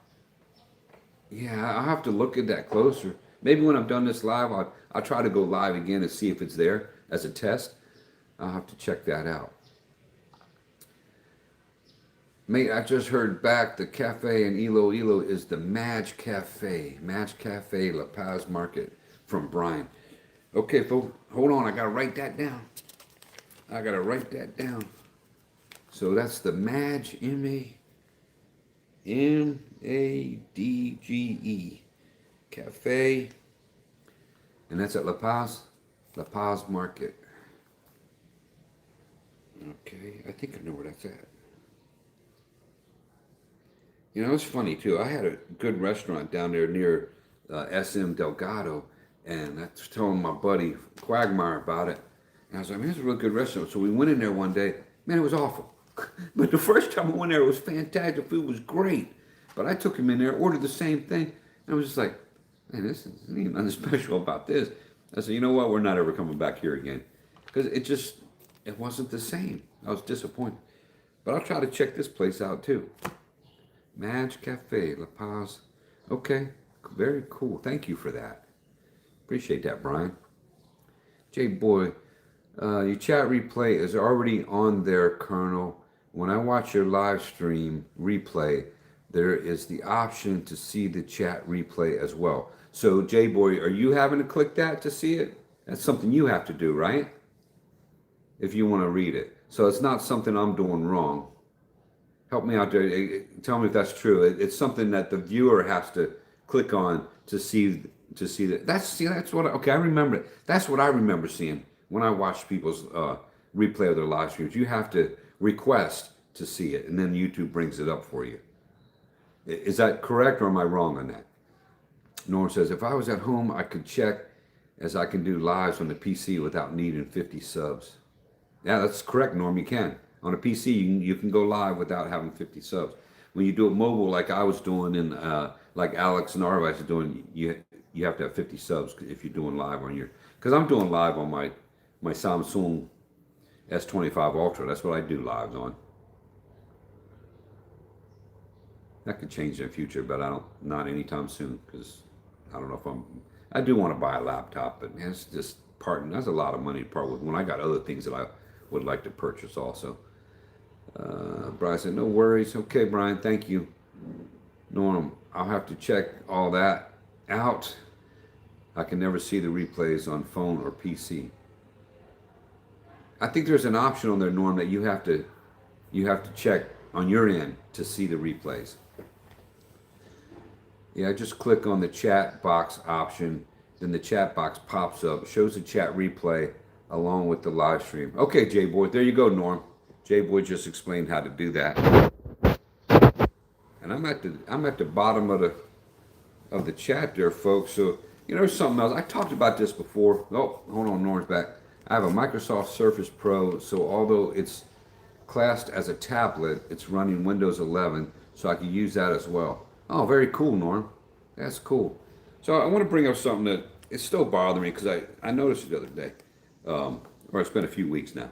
But in Hollywood movies, what in the world is going on with Hollywood, and we know that they're pushing that agenda, but it seems now the agenda is about evil and about satanic things and horror and everything like that. And we've always had horror movies and stuff in the past, but now it's like it's pervasive. It's like every movie, comes out, and then my buddy Quagmire, he had some girls that he was talking to and whatnot, and they talked him into taking them to the movie. And I was bored, so I'm like, man, I haven't been to a movie in ages. And there's reasons why I haven't been to a movie in ages, because I've decided personally I don't want to support Hollywood. I don't want to support their agenda that they got going on because I don't agree with it. And each to their own. And that's just how I operate. I don't agree, so I don't want my money going there, even though in a roundabout way it probably is anyway. But I just feel like that's just something that I decided to do amongst myself. And you can decide for yourself what to do. But, hold on a second. Jay Boy says, when on phone, if you view live stream on full screen, there's chat box button that pops up to activate the chat replay. Okay. Hey, Bruce. Bruce and Carol are here. Hey, Colonel. Just got to settle in and listen to one of our favorite vlogs from the Philippines. I hope that's me, Bruce. I appreciate that, man. Man, you make me feel all warm and fuzzy inside, man. I appreciate that. I hope Carol's there. Hello to both of you. I hope you're staying warm over there. And but thank you for that. We talked about a lot already. I've been going an hour and a half already. I'm going to try to do another 30 minutes because, Bellas keep telling me, you got to go 2 hours, man. You got to go 2 hours, Broski. Or Broska. Got to go 2 hours. Broska. And, but anyway, I appreciate that, Bruce. Carol, thank you. I hope you all are doing well. But I was just talking about Hollywood again because, I walked by the theater again and just saw horrific movies that just from the titles anyway, and the little description, it's just horrific movies. And I'm like, people are filling their minds with this filth and whatnot. And once you put something in your mind, it stays there. It might be 50 years later and it'll pop back up, but it stays there. Like okay, because we're going to get to this. I remember scenes from the original Wizard of Oz. It's still in my mind. That's 55 years ago or whatever. Whenever I saw that first, and was frightened to death the first time I saw that stupid movie.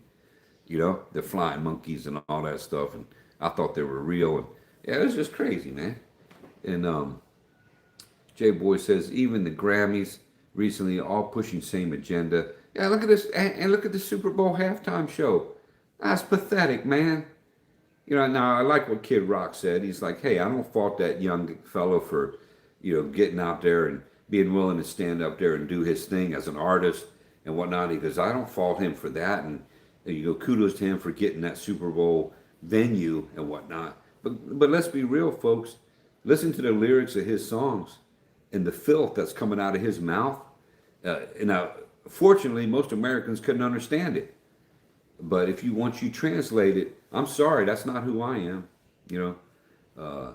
He said his name is Bad Money, so I guess he justifies the filth coming out of his mouth by calling himself bad, but he needs to call himself Filthy Bunny, Filthy Mouth Bunny. It's all about sex and graphic sex, okay? And I'm sorry, it's not what, it's a Super Bowl.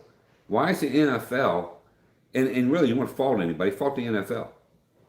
They bring this young fella in. He's just doing his thing. He ain't hiding it. He ain't hiding who he is or what he stands for. But that's the NFL, And unfortunately, I still like the Dallas Cowboys. I don't like the NFL, but I like watching my football team play. I've been watching them. I've been Cowboys fan since what, 1970, 1971? Yeah, 1971, when I got adopted and I switched teams. So, boy, that was awful. But yeah, Jay Boy, everybody's pushing that agenda in the U.S. and with the media and everything. And each to their own. If that's what you want to do, you go for it. Reap the consequences of it. Carol said hi while she played Call of Duty Mobile. All right, Bruce. You go, girl. Take out a few of them for me. Take out the bad guys for the Colonel. I never get, I tried to play all them games. Now, I did all right with Rock Band on the drums, banging on the drums with Rock Band. But some of these other ones, Call of Duty, I'm not that coordinated. Bruce said, you're right, Colonel, about Hollywood. Remember that the door to the souls are first passed through the eye of the beholder. So we don't watch anything that deals with evil. I hear you, Bruce, and that's kind of what I'm getting at. We're filling our minds with that. But then, back to my story, though, about Quagmire and these girls. So they wanted to go see Wicked. And I guess it's Wicked always. And it's got the black girl on there as the witch, which I'm like, I thought they were both white in The Wizard of Oz. But in our politically correct society in America, Hollywood wants to, be all people to all people. Or all things to all people, So they switched it up a little bit, and they had this girl. And I tell you, I said, okay, Choir. I said, I really don't want to go see that movie. I said, but I wanted to hang out with some people. So I went. Spent my money.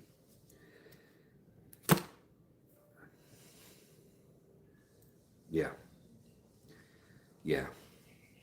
Well, big time regret for that. Man, we got up and walked out. Now, the girls stayed.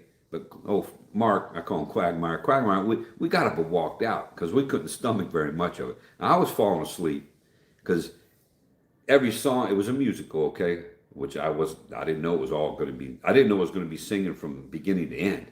And and all the songs sounded the same to me, the same flow, the same tone, the same nonsense. So I just I started falling asleep, and I don't have my CPAP machine, so I don't want to start snoring like a freight train in a movie theater, And he nudged me, and I oh shoot, I fell asleep again. And he and I man, I looked at him, I said, man, this is awful, man. He's like, yeah, man, I'm not liking this. I said, and he's like, I'm gonna go smoke a cigarette or whatever. I'm like, yeah, you go ahead. And I said, you know what? I'm ready to leave. He goes, yeah, me too. Let's go. So we got up and left the girls, his two girlfriends there. left them there. We got up and left, walked out, and we walked outside, and I said, "Man, that's pathetic. That's the most pathetic movie I've seen in a long time." I said, "I sure wish we ain't never." I said, "This is why I don't go watch movies anymore." You know, even I see some of them where the titles they somewhat might interest me, but back to what I originally said, all the movies they're putting out, they're just evil, and it just seem evil. Or the remakes of other ones because they can't come up with any original thoughts. Even that one movie I saw out now about the guy he's on trial or whatever, and I'm like, well, that's a remake of a. They did that type of movie already, you know, and it's just, yeah, I don't know why, I don't know why we support their agenda or why people support their agenda of what's going on, but I just couldn't. Yeah, I got up and walked out of that theater. I just couldn't take it anymore. Yeah, but a lot of it was really I couldn't stand the music. That was part of that, you know, and plus, you know, it's like they changed the story too. You know, the original Wizard of Oz had a story, and there wasn't nothing wrong with that story. I don't think. Scared me to death as a little kid, but you know, Rockalo movies haven't been good in years. Rock, you ain't lying about that, man. You're not lying about that. And the shame of it is, I go see, I end up liking the movies that everyone else says are awful. And I'm like, wow, I thought that was pretty good. And they're like, well, the plot, you know, you get these people that critique the movies and like, the storyline was. I said, hey, I was entertained. Okay, I was entertained. And as much as I don't agree with the stuff going on, especially when they depict the killing of the Christians and stuff, but that Gladiator movie, that's one of my all-time ones where I enjoyed watching that. You know, just the story, the plot, and the story in that. I just thought that was a great movie. You know, and believe it or not, as much as I don't really care for this actor at all, in light of recent things that have been said and whatnot, I like watching Castaway. That was ingenious. And mention I don't care for him personally. That guy's a good actor. He's a good actor. You know, to sit there and do a whole movie, just about the whole movie by yourself, and a monologue by yourself, and then dialogue with a stinking volleyball. I mean, come on, man, that's talent right there. But and I like that. I like that. I like that story. It was heartwarming, you know, and then at the end, it was sad too, you know. But yeah, Gladiator. Yeah, I can watch that movie over and over again. And I tried watching Gladiator too. Uh, it just wasn't the same. This wasn't the same. All right. But Rock, I agree with you. Haven't been good in years. I miss the good old days of the original Star Wars. And it was funny. I remember when the original Star Wars movie came out. I was living down there at Fort Hood, Texas. I was a kid. My dad was stationed there, and we weren't allowed to go to movies back then. I mean, well, we weren't allowed to go to movies ever. One time when we saw the movie about the finding Noah's Ark, and excuse me, they cutting down trees across the road from the street. Anyway, yeah, all my friends were talking about Star Wars. You got to go see it. It's a great movie. Blah blah blah. Well, I'm not allowed to go see movies. What? What do you mean? No, my parents don't let. We're not allowed to see movies. We're not allowed to go to the theater. And my friends were like, "What?" I said, "Yeah, we're not allowed to go." That's embarrassing, man. I'm telling you, yeah, we're not allowed to go see movies. And man, that's getting worse, man. I need a facelift. But anyway, yeah, but I miss movies like that. Good stories. You know, yeah, okay, we can talk about the underlying the stuff going on, the spiritual things going on in the Star Wars movies and stuff like that. But just on a face value, just as a story, it's a good little story. You know, I don't like what they've done recently. They've totally adulterated those movies and turned them into woke nonsense now and pushing that agenda, the Hollywood agenda. Okay, I gotta be careful. I'll get banned off of here probably. Brian, Metro Manila is a great movie. Really? What's it about besides Manila? I haven't seen that. Well, like I say, I haven't been going to the movie theater, so unless I see it on TV or something, I probably won't see it. Yeah, Maximus Decimus Meridius. Yeah, Rock. What'd you put? Oh, this cross swords. I love that line, man. Maximus Decimus Meridius, and I will have, and what is he? I shall have, or I shall have my revenge, or I will have my revenge. Something like that. That's great. That was a great line. Yeah, that was a great line, that movie. What do they call that? Would be the climax in that movie? The climax spot in that movie? Yeah, it was great. It doesn't. I will have my revenge. I watch free Filipino movies on YouTube to learn Tagalog. There you go, Lou. There you go. You know what I've been watching lately? Just because I've been bored lately. If I shouldn't be bored. I got plenty to do. But if I just being lazy is a better way to put it. I got my TCO TV. I turn on the hotspot on my phone because I don't have Wi-Fi here at the house. Turn on my hotspot, use it for the TV, and I watch the TCO channel. And on the TCO, they got all kinds of old movies and movies that nobody ever watched, and probably I don't want to watch either. I'm watching some of these B movies and whatnot. You just shake your head sometimes. And but yeah, Brian said in a Kiwi accent, rock, or said in a Kiwi accent. That's great. Yeah, that's great. Hold on. Yeah, yeah. Oh, what's his face? Russell Crowe. Yeah.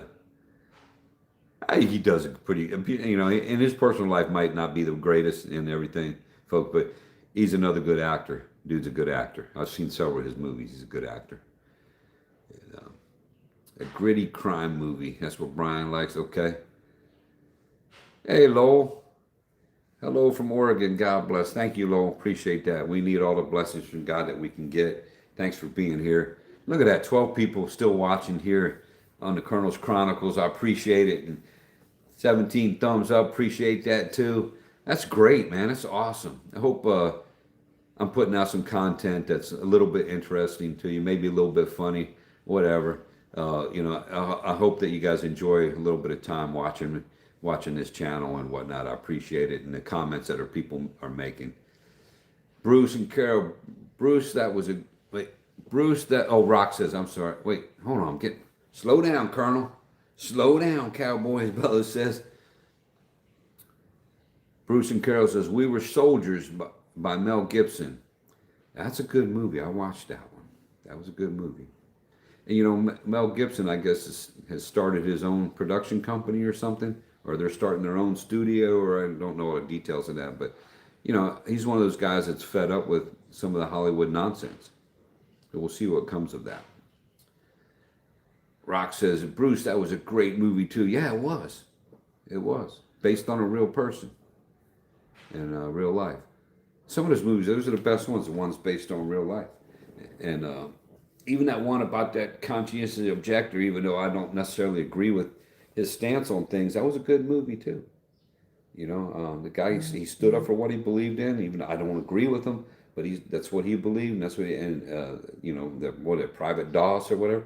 And that dude, he did his thing, man. Saved a lot of lives. Saved a lot of lives doing his thing. It's like my dad. I mean, my dad was an Army chaplain. The real colonel, Army chaplain. And he never carried a weapon in Vietnam. Never.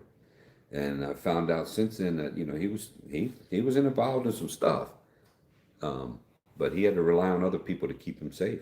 Because as a chaplain, the order came down from the chief of chaplains at the time that, chaplains were not allowed to carry weapons in Vietnam. Now, that doesn't mean that all of them abided by that. I got that from my dad. But he did. He refused to carry a weapon. I don't even know if my dad knows how to fire a weapon, to be honest with you. He does, and he has, because he was enlisted before he became a chaplain. My dad was in the Army back in the 50s. He first went in back in the 50s when he first went in. He was stationed in Greenland, if you can believe that, when he was a very young man. He was stationed in Greenland, and I asked him, so what was Greenland like, Dad? I got a one-word answer. Guess what that word was? Yeah, that's it. Cold. And that's all he said about Greenland. So what was Greenland like, Dad? Cold. I'm like, yeah, but what? Cold. It's just like, okay, man. So it's like Alaska, but Alaska's beautiful. So anyway, yeah, my dad could be as serious as he was all the time. I mean, he did have a sense of humor. He used to crack me up sometimes. He was a very dry sense of humor, and maybe that's where I got. Well, that might be. He's not my biological father, but just being around him, maybe that's why I laugh about so much. And I'm a little bit warped, and my humor is a little bit dry and warped sometimes. but it ain't always dry either. But anyway, yeah. Is it working for you, Lou? That's learning the Tagalog. Rock says Hacksaw Ridge. Yeah, yeah, that was that movie. Yeah, that was the one with Dolls, right? Hacksaw Ridge. There's a couple movies Hacksaw Ridge now, and as dumb as the movie was, well, not really dumb, but it's as like kind of unrealistic a little bit. I like that Clint Eastwood movie about when Grenada.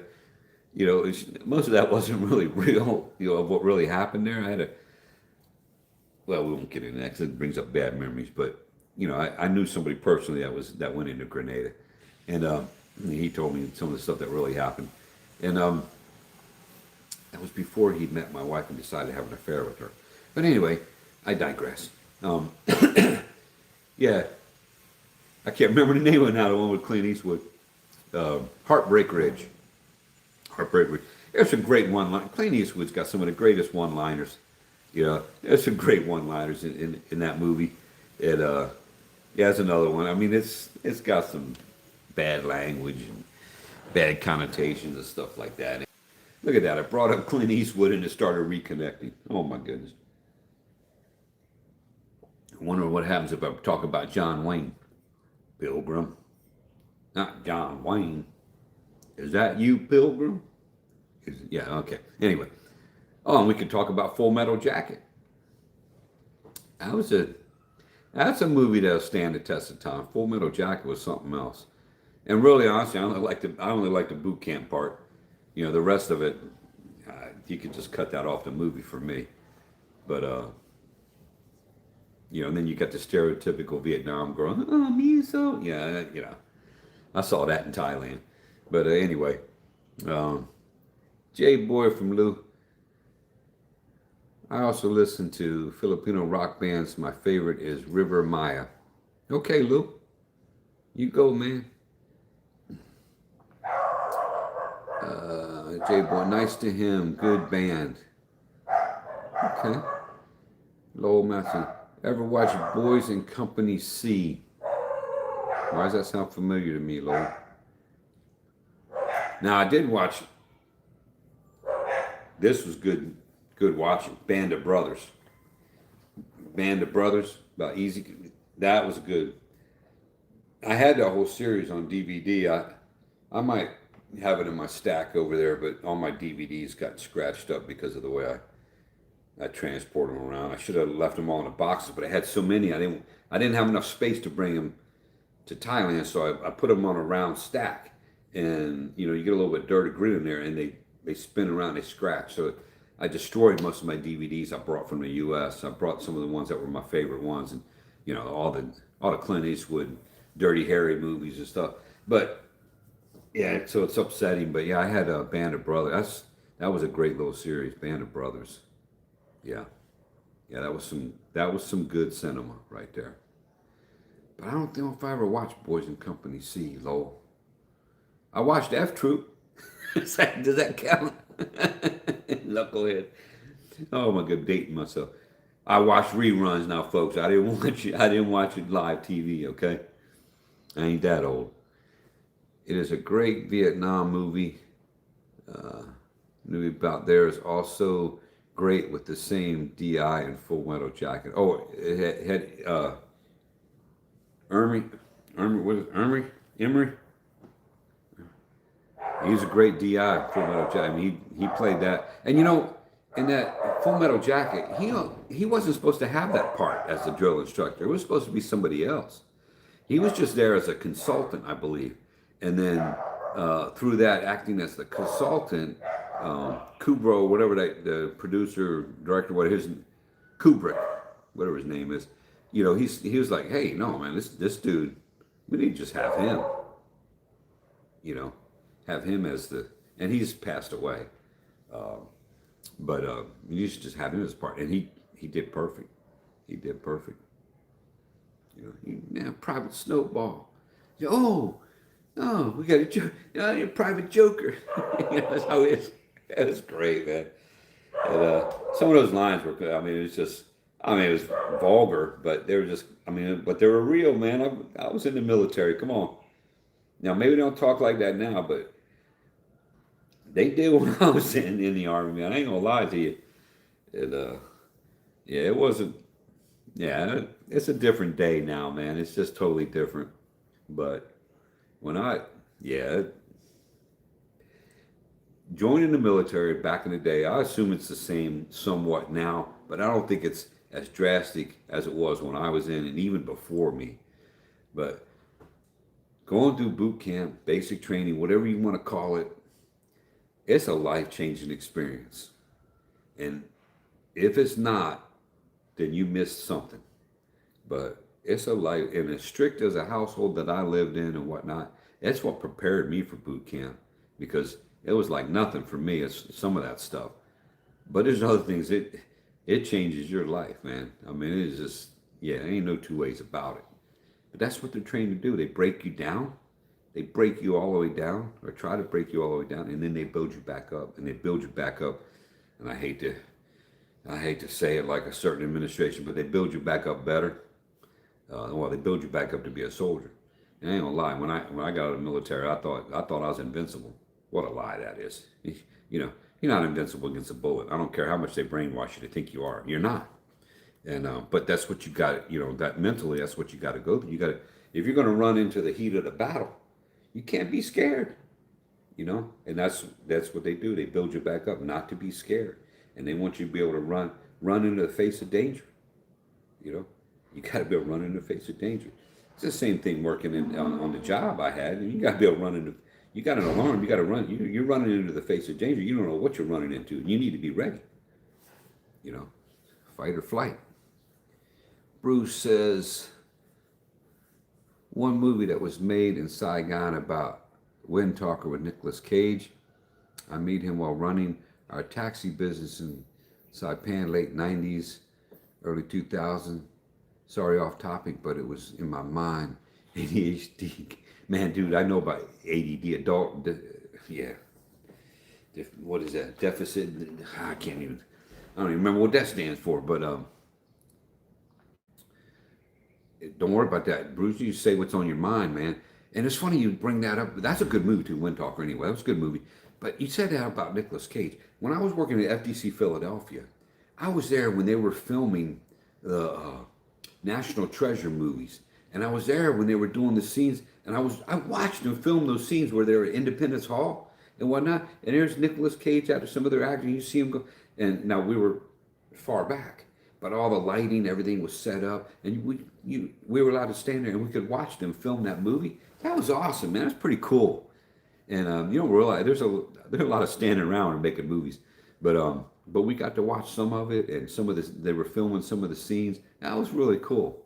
So whenever I see that movie or whatever, I think about that. Yeah, I was standing over there. I was standing over there beside the courtyard there in Independence Hall. If they had panned over the camera, they would have, yeah, they'd have seen a younger version of the Colonel standing over there. I still had hair back then, different glasses. But yeah, it's cool. Don't worry, Colonel. I'm still invincible. Hey, Rock, you go, man. You keep being invincible, man. And Rock's got to be invincible because he's got to guard himself against all them little evil people out there that want to make comments about Jazz and about him, their relationship. It ain't right, Rock, that you got to do that, but that's the way it is, man. There's some just ignorant people out there, man. And if things work out for me, I'm not convinced they will, but things work out for me, I'm going to be in the same boat you're in, man. It's going to be worse with me. And you and I have talked recently. You know it's going to be worse for me than it is for you. You're still young, man. I'm older than you are. But Hacksaw Ridge has a lot of Aussies and Palms in main character. What are Palms? I don't know what that is. Educate me, Brian. I know what Aussies are, but in Palm, what's Palms? Palms. Educate me a little bit there, Brian, on that one. I'm sorry, I'm a little ignorant on that. Bruce says, hello, Rock and Jazz. Oh, rock. Okay. Yeah, for those about to rock, we salute you. Yeah, that's Jazz, probably. For those about to rock, we salute. Did she say that to you? Does she say that to you, Rock? She say, I salute you. I'm sorry, brother. I couldn't help myself, man. That's not right. I'm sorry, folks. That wasn't right. But I know that they have a good sense of humor. Jazz hears that, she'll start laughing too. Uh, Rock says, yeah, exactly, Rock. We were talking about that. They hate us because they ain't us. They ate, not ain't us, ain't us. We talked about that too, man. Ah, man, that's great. Thank you, Bruce from Rock. Yeah, Rock's laughing. That's good you're laughing, brother. Brian's a danger close. Breaker Morant, the light horseman. Danger close, I remember. Breaker Morant. I didn't see that. Light horseman didn't see that. J-Boy's laughing. Well, I'm glad y'all are laughing. Because if we're laughing, we're having a good time. Or at least we're pretending like we're having a good time. It might not be. Oh, my goodness. Ain't us or ain't us. Yeah. Yeah, if it ain't us, it's ain't us.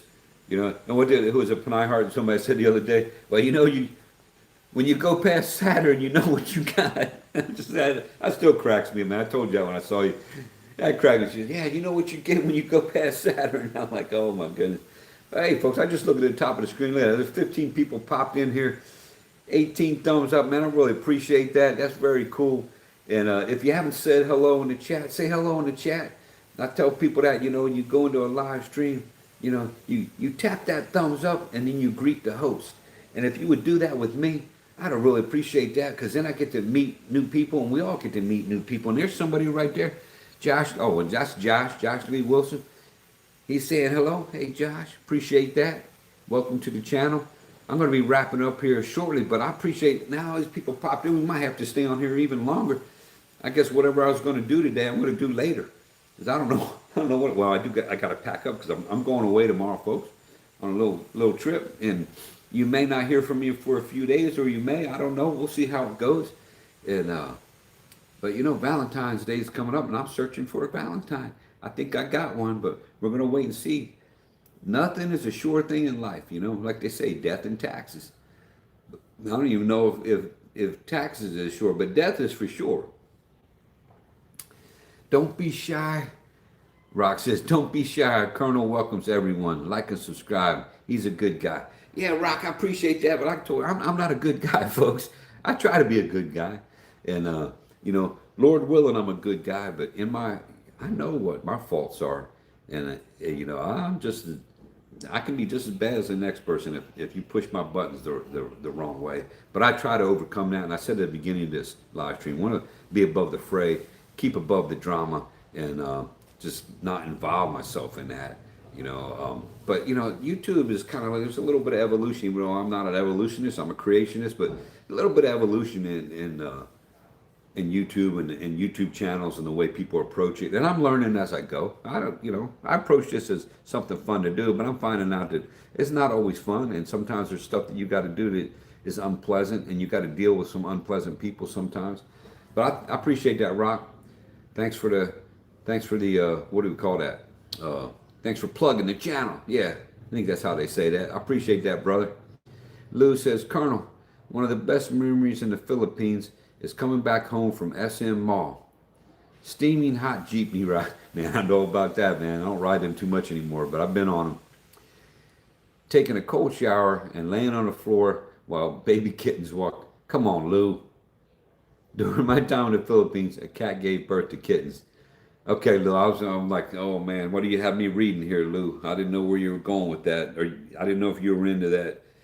What do they call that? Furries? Help me out, Rock. You're up on all that stuff, youngster. The furry people, or the furry, let's just steer away from that topic. That's some weird people right there. I'm sorry. But so cat had kittens. You went and you laid on the floor, and the kittens were all walking all over you.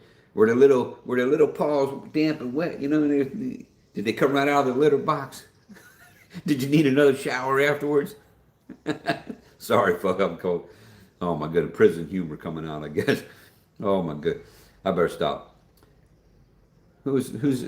Oh, TM Womp's here. Hello, all. Smile and enjoy the Colonel.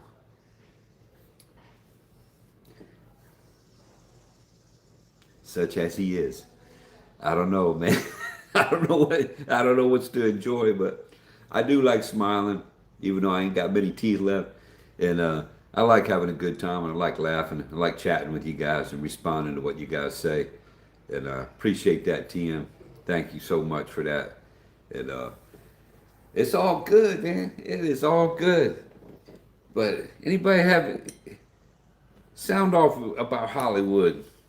You know, what you think? Well, what you think about the drama on YouTube? We started that out a little bit. I was trying to stay above that, and a lot of people. I think we've kind of beat that dead horse enough. We need to get away from that, and because there's some people on YouTube that they ain't good people. They're just not, and they like to stir up trouble with other people, and they like to backstab, backbite, whatever you want to call it, and it's wrong. And I'm guilty of it myself sometimes. I've stirred the pot. I ain't gonna lie. I'm still looking for a helicopter that ain't coming. And every time I say that, it stirs the pot. So forgive me. I gotta stop doing that too. But some stuff just strikes me as funny. That's one of those things. It just strikes me as funny, and I don't mean anything nefarious by it. It just strikes me as funny. You know. Colonel, it's from TM. Colonel, have you ever used the VA outpatient clinic in Manila? Yes, I have. However, not in the way that you might be thinking. I haven't used it for medical treatment because I don't think they do a lot of that there. I think they hand out meds and things like that. And you have to already to go in there. You have to have a condition, a service-connected VA disability already, which I do. I don't talk about that much on here, but and it's nothing to do with my brain. Well, maybe it does. I don't know, but yeah. But when I originally did my VA stuff, I went through that clinic. I went through the VA regional office there in Manila, and what was her name? Rosalie. She was fantastic, and those people treated me good. And the lady, she took me in there. She listened to everything I had to say, and she helped. I almost said something that wouldn't have come out right, but she was very helpful for me, and I have service-connected disabilities, and we're not going to get all into my personal life, but yeah, we'll just leave it at that. Yeah, I'm disabled, much like Bellis is disabled, but I have different. I have arthritis, and my physical body's a mess, and it just the Army can beat you up, man. And I only did 6-year contract. Okay, what I do, 5-year active or whatever. But it yeah. In Alaska, in light infantry, they beat your body up to death, man. They beat you up, and you don't even know it at the time because you're young and dumb. And yeah, it's rough, man. And I played rugby back then too.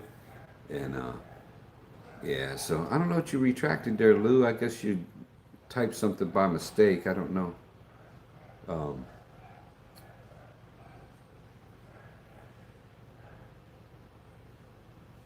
yeah, but the VA outpatient clinic in Manila, they don't do a whole lot there, TM, as far a lot of people think, oh, it's VA hospital. No, it's not a VA hospital. It's just it's a walk-in outpatient type clinic type thing. And when I went in, there was quite a few people there, um, but it's not as extensive as everybody thinks, and you got to get an appointment and everything, and in advance and things like that. So, but those people were very helpful to me, and I'm very thankful for them, and I'm thankful for the Filipino doctors that helped me, and yeah, I had nothing but a good experience. Uh, I had a bad experience with the Filipino mail, the postal system, because I got a notification and I had to respond, and I missed my response time because of the Philippine post office. They didn't deliver the mail, until a month later, and I only had 30 days to do it. It was a month and a half after it came into our office that I received it. It was not a month, it was a month and a half. It was ridiculous. I was upset, and I lost out. And for me to do that again, I have to start the process all over again, and I just haven't done it. Maybe I will. I don't know. Depends how messed up I keep feeling in the head. Because I'm messed up in the head, folks. I ain't gonna lie to you. Colonel, when you releasing the crapsters, yeah, I mentioned that on the last time. I'm going to start a business where I'm going to I'm going to start manufacturing crapsters. Yeah, and yeah, I got accused of Bellas of starting. I just call it bluff.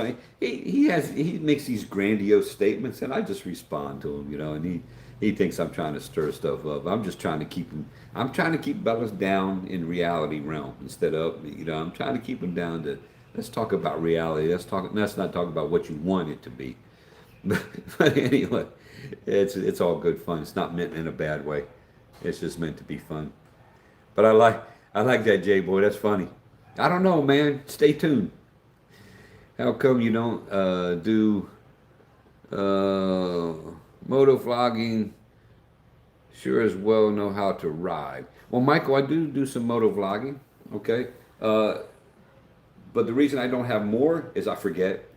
I ain't gonna lie to you. I forget to set the camera up, and plus sometimes I think that and I could be very wrong on this, but sometimes I think people get tired of just seeing the cameras on the front of the bike and you're just driving down the road and things are flying by. Sometimes I think that's boring for some people, but I guess some people enjoy it. Um, Maybe I'm just not that interesting. I don't know, but I can do more of that. It's just a lot of you guys, if you know, it's work. It is work. Okay, and I don't want YouTube to ever become a job for me because I'm retired. I enjoy being retired, but the moto vlogging, it is work, and there's certain things because it's not just the filming it. You got to bring that content back, and you got to do something with that content, and that's where the work comes in, and it's time consuming, and it takes a lot of time and takes effort if you want to do quality. And sometimes I get in the groove and I really get into it and I want to do it. And there's other times it's like, I just don't feel like it. Like James and Karen, they've already posted a video about going out to Tom Moscow to his manufacturing plant or the processing plant, the family milling company, where they process rice. And man, that's still I go back. That's an amazing operation, man. There's so much rice there. Man, there's more rice there than what I could ever eat in a lifetime myself, or hundreds of people could eat in a life. There's just so much rice there. But anyway, yeah, James, they posted that already. I've got, I've got it on my cameras. I filmed some of it too. I'm going to pick the magnet, pick that up. I filmed some of it too with my camera, and it's in here, but I haven't even downloaded it yet, man. I don't know, man. Sometimes I just get lazy, and I apologize for that, folks. But I work on it. I have nothing against moto vlogging. Nothing against that at all, Michael. And it's a good idea, brother. I just worry sometimes that maybe it's too much and people get bored with it.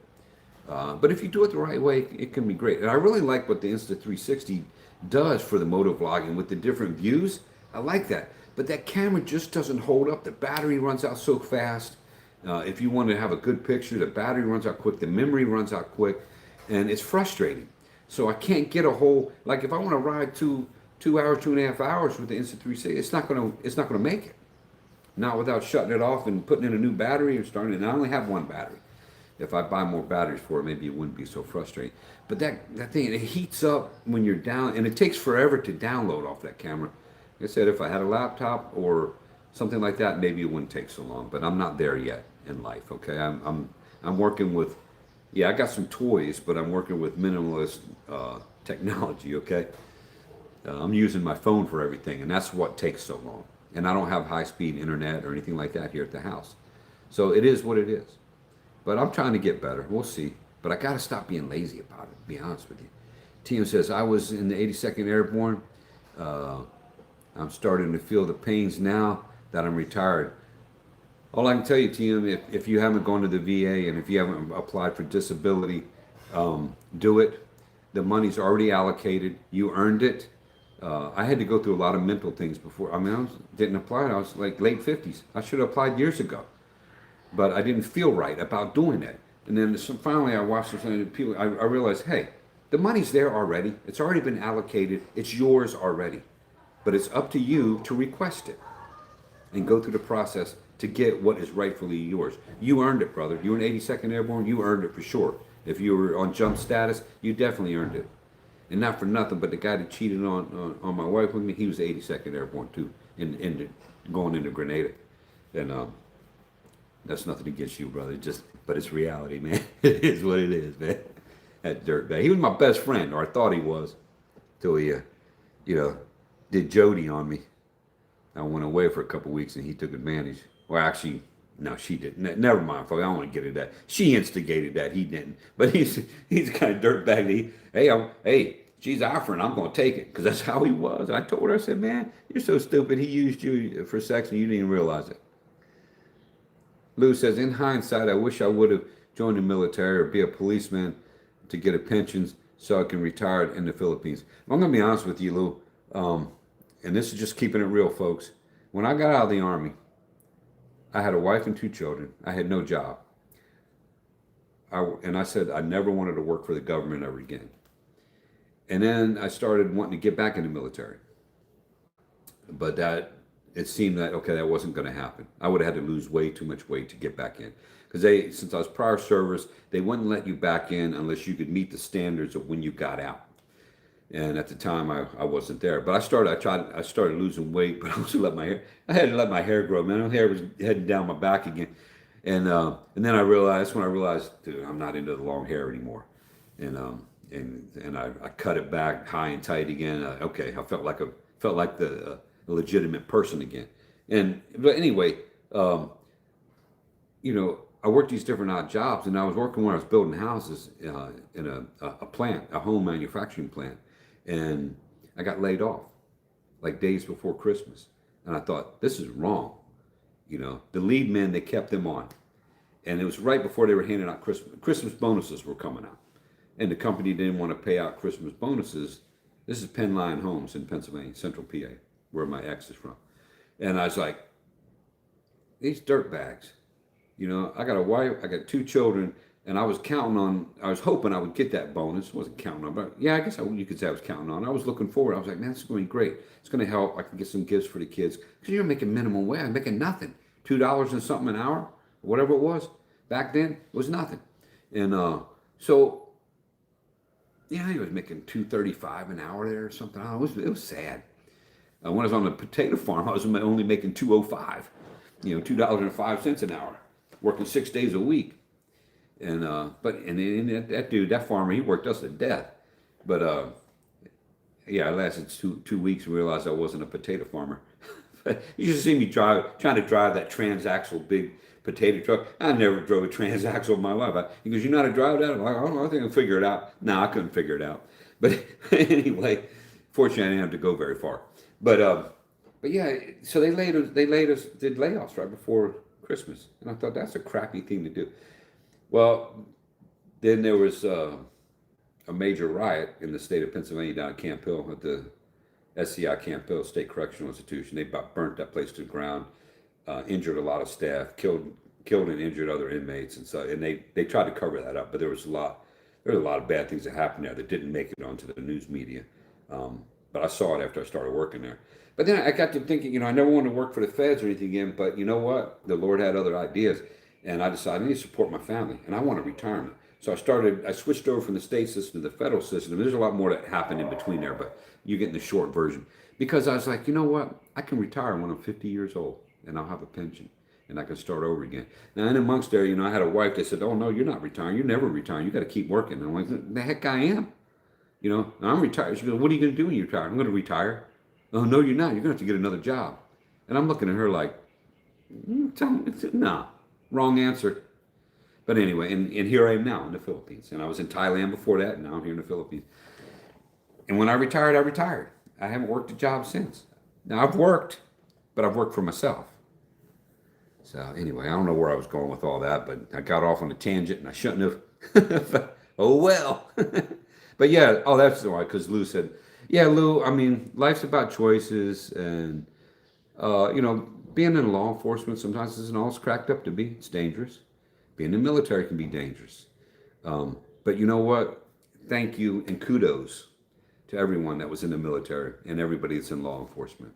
Okay, we get a bad rap sometimes, and that's unfortunate. Not all police officers, not all law enforcement are bad. They're not all bad people. Some of them are very good people put in very bad situations, and it's unfortunate. But salute to all y'all, and I appreciate your service. utmost respect from the colonel for that. Been there, done it. Okay, I've done it. People can say whatever they, oh, he's not a real colonel, blah, blah, blah. You know what? That's just my nickname, okay? But it doesn't change the fact that I've been there and done that in what I've been and done, okay? And I'm not about bragging. I've been blessed in life, but I've been in some situations I'd like to forget. Lowell, do you qualify then for the SRRV courteous visa for military service?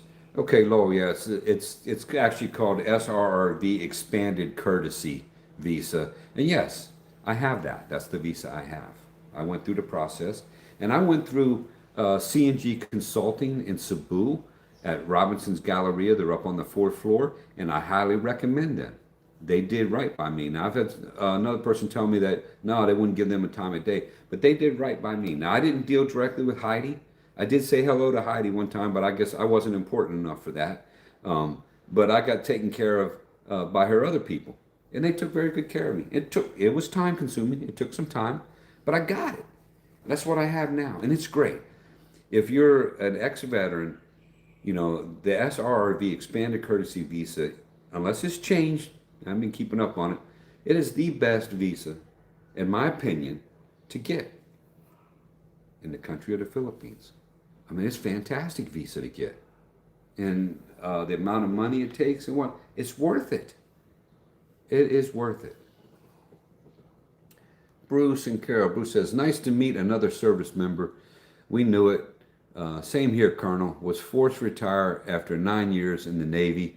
It's been 13 years retired and enjoying every day with joy and in good faith. Well, you're still young then, Bruce. Kudos to you, man. Thank you for your service. Like I said, for all the servicemen, it's not my fault you were in the Navy, brother. I mean, now I'm just messing with you. And cotton picking Navy, man. They stinking seem to they beat Army every year in that cotton picking football game.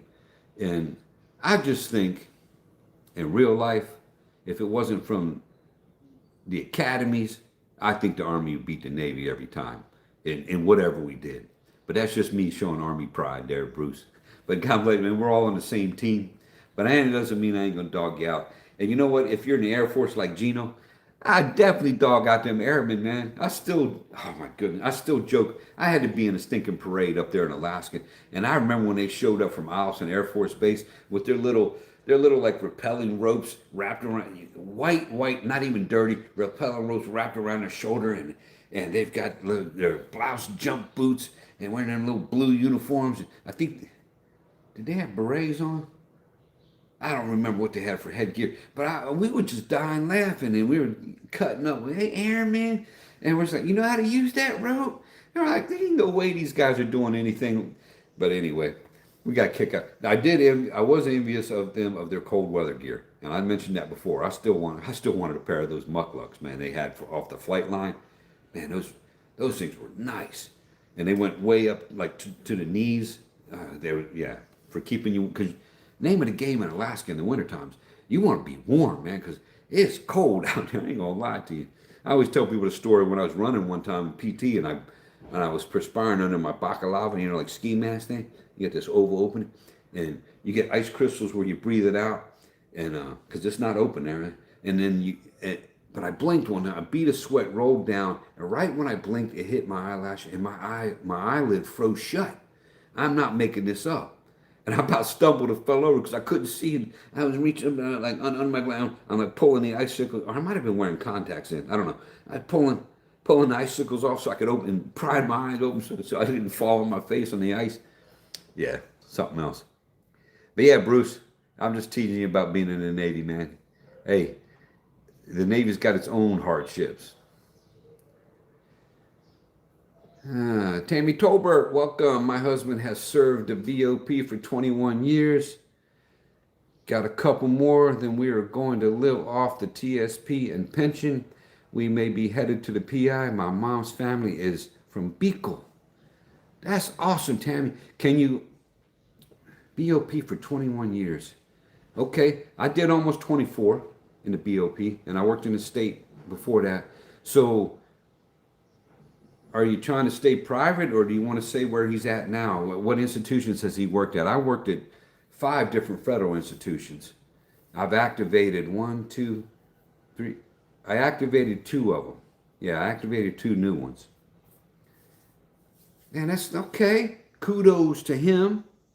I know what he's going through. Is he an officer? Is he in facilities? Or is he Unicor? Is he, you know, is he a lieutenant? I retired as a captain. That's more information than I put out on this channel to anybody about my time in service. But I tell people I was executive staff. I don't usually tell them, but yeah, I was a captain, and that's the highest you can go in the correctional realm in the BOP.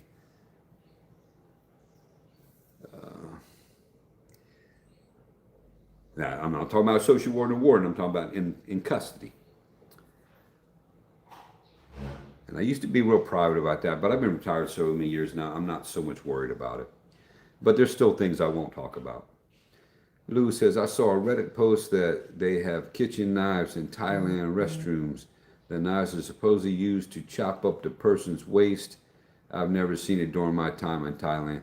I never saw that in Thailand. 9.5 years, I never saw anything like that in Thailand. Give me a break. Who's putting that out there?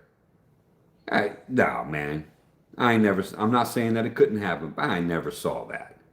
They got squatting toilets, and you dump, we say tabo in the Philippines, you dump a bucket of water. They usually have a bowl or something or like a tabo. I forget what they call it in Thailand, in Thai, but and they push the waist down with the water. I ain't never seen. Come on now.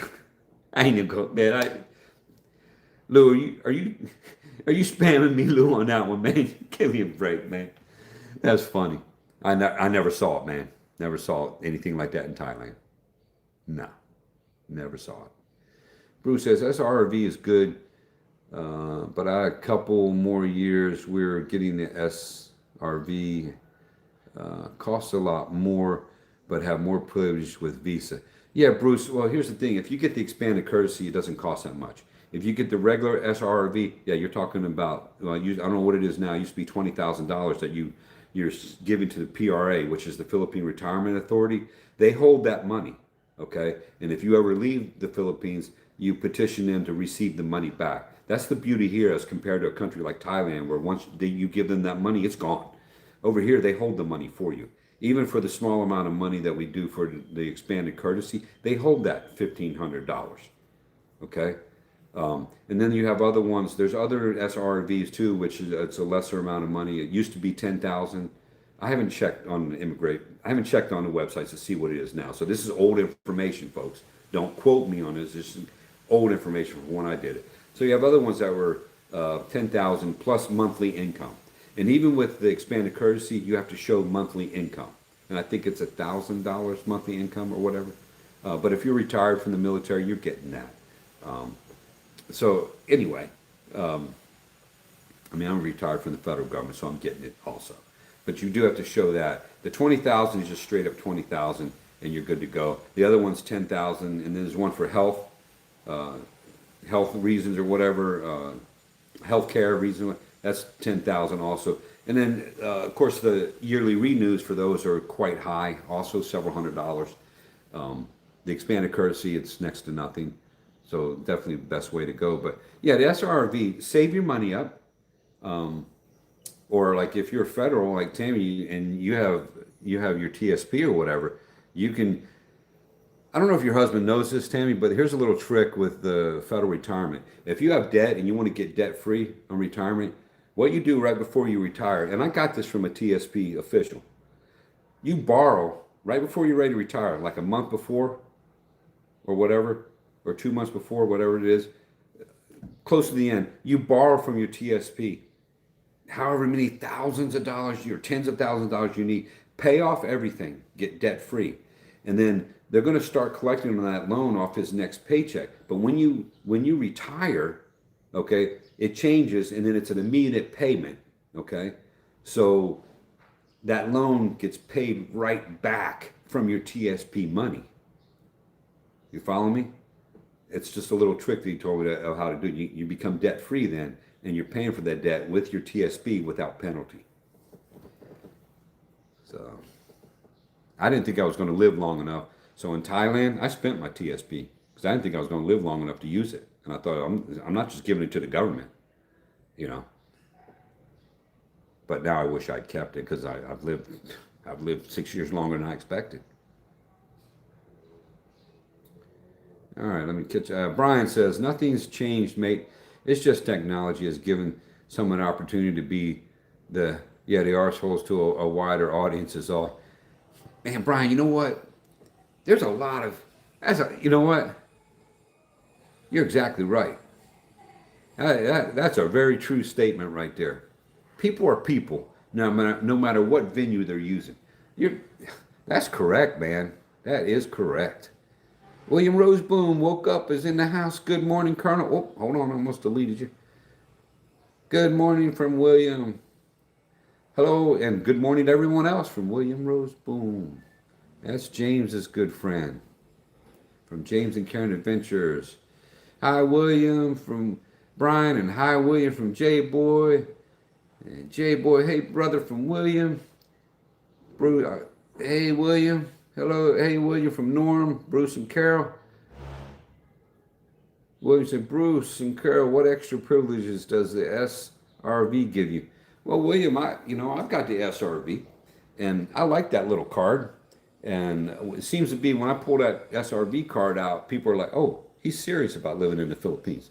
It ain't like the ACR card, which, if you stay here more than, 4 months or whatever, you're required to get it.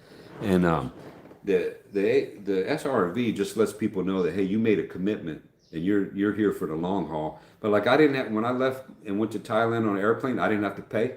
I didn't have to pay the fee that most people have to pay, that extra fee. I don't have to go to immigration with that SRV card and get the permission to leave. I don't need to do any of that with that. I can come and go out of the Philippines as many times as there are days in the year with the SRV. So that's a great privilege. And to me, the SRV gives you more privileges than, say, the marriage visa. That's just my opinion. I think it's a better way to go. Nobody's marriage, there is no divorce in the Philippines. Nobody's marriage should fail. But there's always that risk that something happens and you can lose that marriage visa. And you can lose an SRV too. I think it's very rare. You'd have to be a really bad actor because they interview you. The PRA, you have to sit down on an in-person interview before you get the SRV, and they pick your brain a little bit, and they want to know what kind of person you are because they don't want undesirables here. And I had to go through the interview. I kind of enjoyed it because I'm who I am, and I'm not trying to do anything wrong or cause problems anywhere in this country. It doesn't mean people don't torque me because they do, but yeah, I just try to be a good guy over here, which is what everybody should be doing. So they interview you to make sure. And let's see, there's you get discounts at certain places, and I just received an email with a list of all the places where I can get extra privileges or discounts with the SRV that you can't get with the other visas. You also you can call PRA at any time for assistance. They have assistance counselors that will help you if you got issues. Another thing, like they told me, I had 90 days. I could have shipped anything into the country for 90 days after I received that visa, duty free. And you could go on the websites and you can research it, and they'll show you all the different privileges. But for me, yes, it cost me, with all my apostille and everything, I spent about $4,000 to get mine, the expanded courtesy. But think about it, $4,000, and I have this visa for the rest of my life. I just got to renew every year, and for me, it's next to nothing. The renewal, it's so inexpensive. Doesn't mean that couldn't change, but for right now, it's the way to go, man. It's the way to go. And it's SRRV is the proper acronym for it.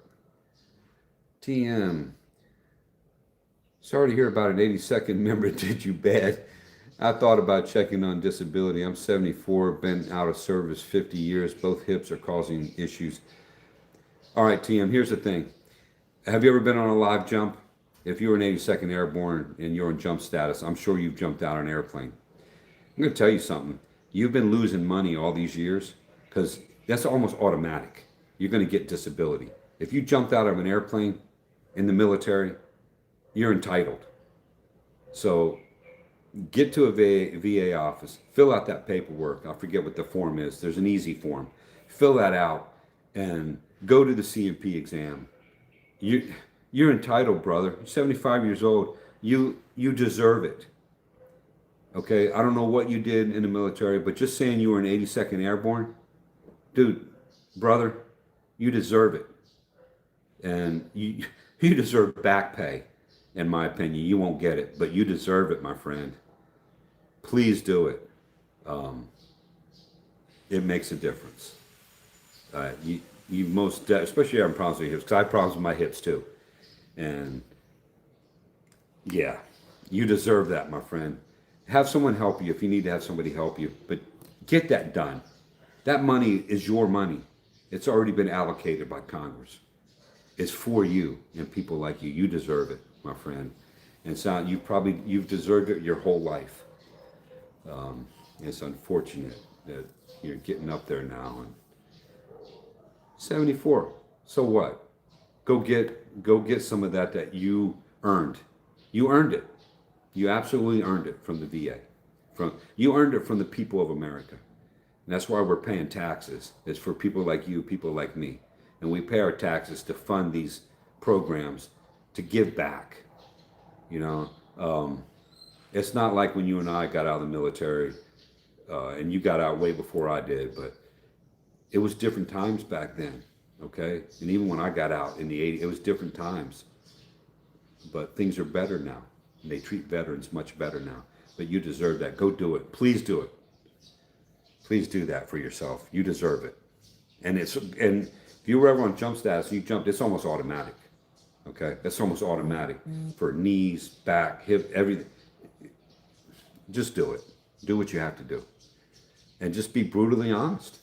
You can make personal statements. Hey, I did how many jumps? Or I went through jump school, and I did this happened, whatever. I'm sure every time you jumped, it didn't tickle. You know what I'm saying? So you're entitled, my friend. Do it. I can't encourage you enough to do it. But as far as that guy, Brian Hamilton, that was his name. What goes around comes around. Goes around comes around. And if he hasn't gotten his already, he'll get his. There's so much of that story I can tell you. But that scumbag, it is what it is. God can be the judge on his life and mine. And not that mine's any better than his, because it's not. But I didn't do that. Bruce and Carol, for a sample, in short, y'all could Google. Yeah, you can Google it and explain more in detail than I explain it in here about the SRV. Yeah, I tried to explain it, but there's the website's there, and go to PRA, Philippine Retirement Authority. They'll explain everything there in detail. The special investors resident visa. Oh, okay, I stand corrected. That's right, I forgot about that one. That's a newer one. My bad, Bruce. I didn't mean to correct you when I shouldn't have. You were right on the money.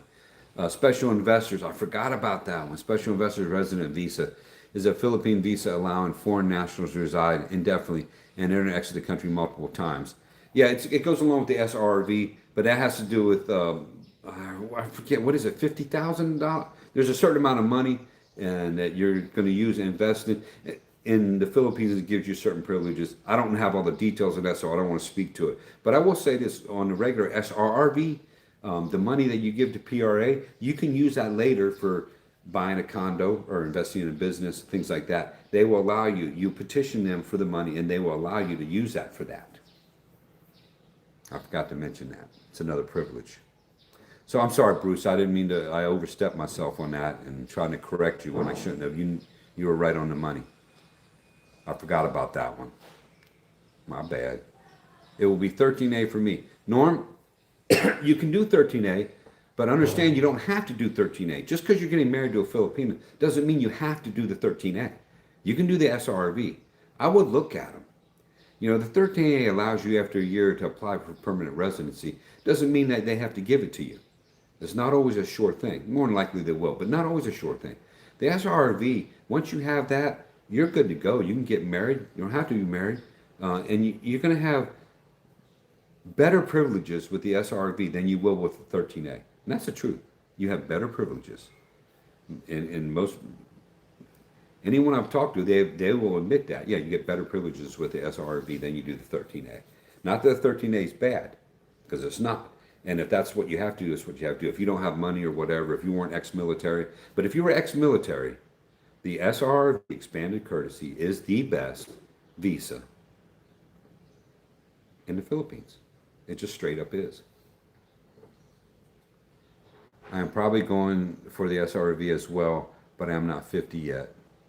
Yeah, yeah, William Roseman. I think it's the best. Well, I just said what I feel about the SRV. If things change for the tourist visa, I will go for the SRV. Yeah, I got tired, William. I got tired of the tourist visa. And there's nothing wrong with the tourist visa, but you got to go every 2 months and renew. And then my regional office there in Batangas City said I could still go to Manila and petition for 6 months, whether or not that's true or not. They did away with it in all the regional offices back when the Chinese screwed up, caused problems for the rest of us, and that is what it is. The evil people, the mafia. It's not Chinese people in general. It's the criminals, the Chinese criminals that were over here taking advantage. They screwed it up for the rest of us. But if you don't mind doing that, it's no big deal. I mean, I'd hop on the Supreme bus and go into Batangas City from San Juan, Batangas, and go to the office. They were great in there, and I never had an issue with them at all. It's all good. And then you can stay for 3 years, and you got to leave, and even if just for a day or two, come back and start over again. That's the beauty of the Philippines immigration. They are very, very accommodating as long as you don't go in there and act stupid, I used to feel the same way about Thailand, but then I used to go in there, I never acted stupid, but then they started treating me greasy. And then I started getting an attitude. And that's another reason I left.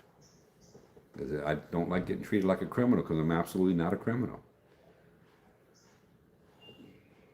Lowell said, William, they just changed the age with a higher deposit to 40 or 45 years old. Okay, there you go. So they lowered the age but raised the amount. There you go. Nice. William Roseman, yeah, I know, but the money you have a deposit also went way up. Yeah, that's what he was saying, William. Yeah, it went up. Lowell said the deposit is now $30K, the $15K US dollar for SRRV. Wow, yeah, that's quite a bit more. I should look into it before I talk about it. But I preface all this saying, hey, this is back when I did it, not now necessarily. William says, it's already super cheap and you want discounts as well. Are you sure you are American? You look like a Dutchie. What? I didn't say I want discounts. I'm saying they give you discounts. I didn't ask for them. I don't need them. Matter of fact, I haven't used any of them, to be honest. How dare you call me Dutch, dude? I'm Irish.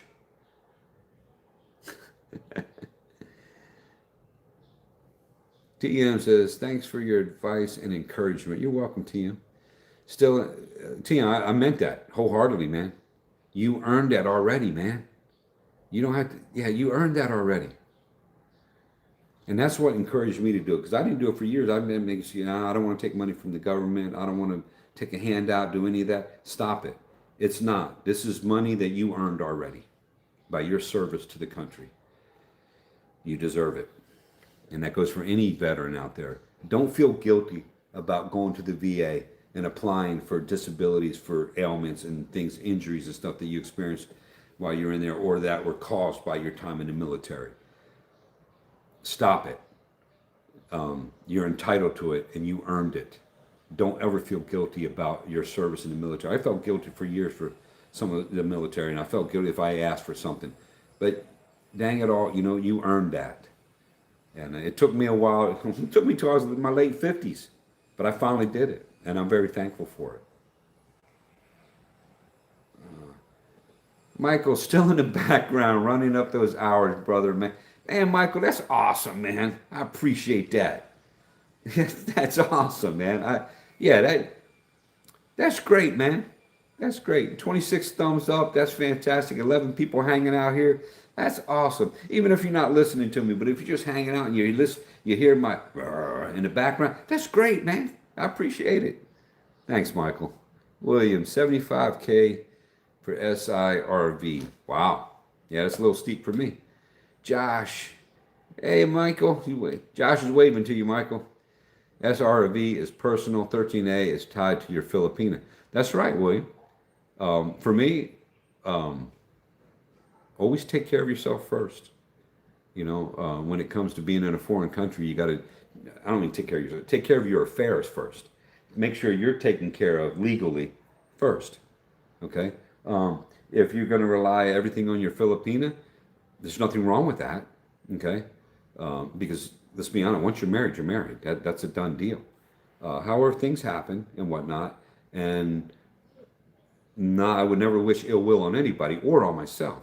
But for me, I had the ability to do the SRV. It's probably the best for ex-military or retired military. Why not? Just do it. I saved up my money, and I was on a tourist visa. I saved up my money, and when I had enough money, I went to the consulting agencies just because I was lazy. You could do it yourself, save some money, but for the $700 or whatever I paid C&G, for me it was worth it. I saved up that money too. I saved it all up, and when I had all the money in the bank, and I went over, hey, I want to have you guys handle this for me. Let's do this, and they were fantastic. A lot of people use JRC. I use C&G out of Cebu. Each to their own. Okay, they both have services, and there's other groups out there too. All right, let's see. Hey, Simon is in the house. CEO the farmer. Good morning, Simon. He says good morning to the Colonel. Good morning, Simon. Appreciate you stopping by, man. Give me a thumbs up if you don't mind. I appreciate it. William Rose, I drive past the BI 3 times a week. It's no big deal going there. It's not. It's not. You're here in Iloilo. It's right over there at Festive Walk. It's in the mall. No big deal. Derek, karma's a bitch. Yeah, it is. CEO the farmer. I was in the Royal Marines for 6 years in the UK. Thankfully, I never had to claim for any benefits, but I certainly enjoy the military pension I have. That's right, Simon. And you're probably on a 13A, but you could do the SRRV expanded courtesy also. It's not just for Americans. That's for all people ex-military. Michael, okay, it's usually $10, but for you it's $9.99. $9 if it's at the gas station. 0.09 at the gas. Thanks, Michael. Appreciate that. You crack me. You guys crack me up sometimes, man. You really do. Derek. I'm doing Bayan privilege with my wife as Filipino 1 year, no fee. There you go. There's nothing wrong with the Bayan. And Gino talks about the Bayan all the time. There's nothing wrong with that visa. Yeah. You got to do the visa that works for you. I'm just encouraging people that if you're entitled to the SRV and you have the ability to do it, it's the best way to go. William Roseboom, that's a nice one to have. Yeah. And I know Gino encourages people about the Bayan visa. Yeah, it's nice too. For me though, out of sight, out of mind. I did the SRV because I had the ability to do it. I had to save up my money. I'm not gonna lie to you. I'm not independently wealthy, and people think I got. No, man. Yeah, I buy some toys and stuff, but I'm not rich. I save up for what I buy, and you do what you got to do, and I do the same thing. And it's all good. But listen, folks, I've been on here, oh my goodness, it's been 2 hours and 48 minutes. I've been smacking my gums. But I've enjoyed every minute of it, every second of it, talking to you guys. I think I'm going to go ahead and shut this down, and I'm going to get off of here and, do what I got to do. And I'm feeling an urge to the CR, man. I've been sitting here for a long time. For somebody like me, that's a long time to sit. I'm gonna have to stand up and stretch before I can start walking. But yeah, Henry Z says you have a good day, Colonel. Thank you, Henry. People will start dropping off here now because I said I'm going to shut it down, and that's quite all right. But folks, listen, take care of yourselves, take care of your loved ones. Tell the people that you love them, because every day is precious and every day is a gift of God. And take care. Go out there, have fun, have a good time. Thank you for your support. Thank you for all the thumbs up. Thank you for those of you in the background that stuck around to help me out with my watch hours. I appreciate that. Oh, Bruce and Carol. All right, Colonel, see you later. Wife waiting for me to join her game. Yeah, go in there and take care of some of the bad guys there, Bruce. Help Carol out. And Neil, hey Niels, hello. I'm just finishing up, Niels. I'm shutting it down, but now the comments are coming in here fast and furious. Have a nice day, sir, from William. Thanks, William. Josh, that's not an Irish goodbye, Colonel. Oh, I'm not, come on, Josh, let's not go there, man. Let's not go there. I'm American. I'm of Irish descent. What can I say? I don't know all the ways of the Irish. We need Sula in here so Sula could educate me. But I haven't seen Sula in here in a minute. Haven't seen Panay Hart in a minute. So they must be busy or doing whatever they're doing. But anyway, love you guys. Appreciate y'all being in here. The Colonel is out. Till next time.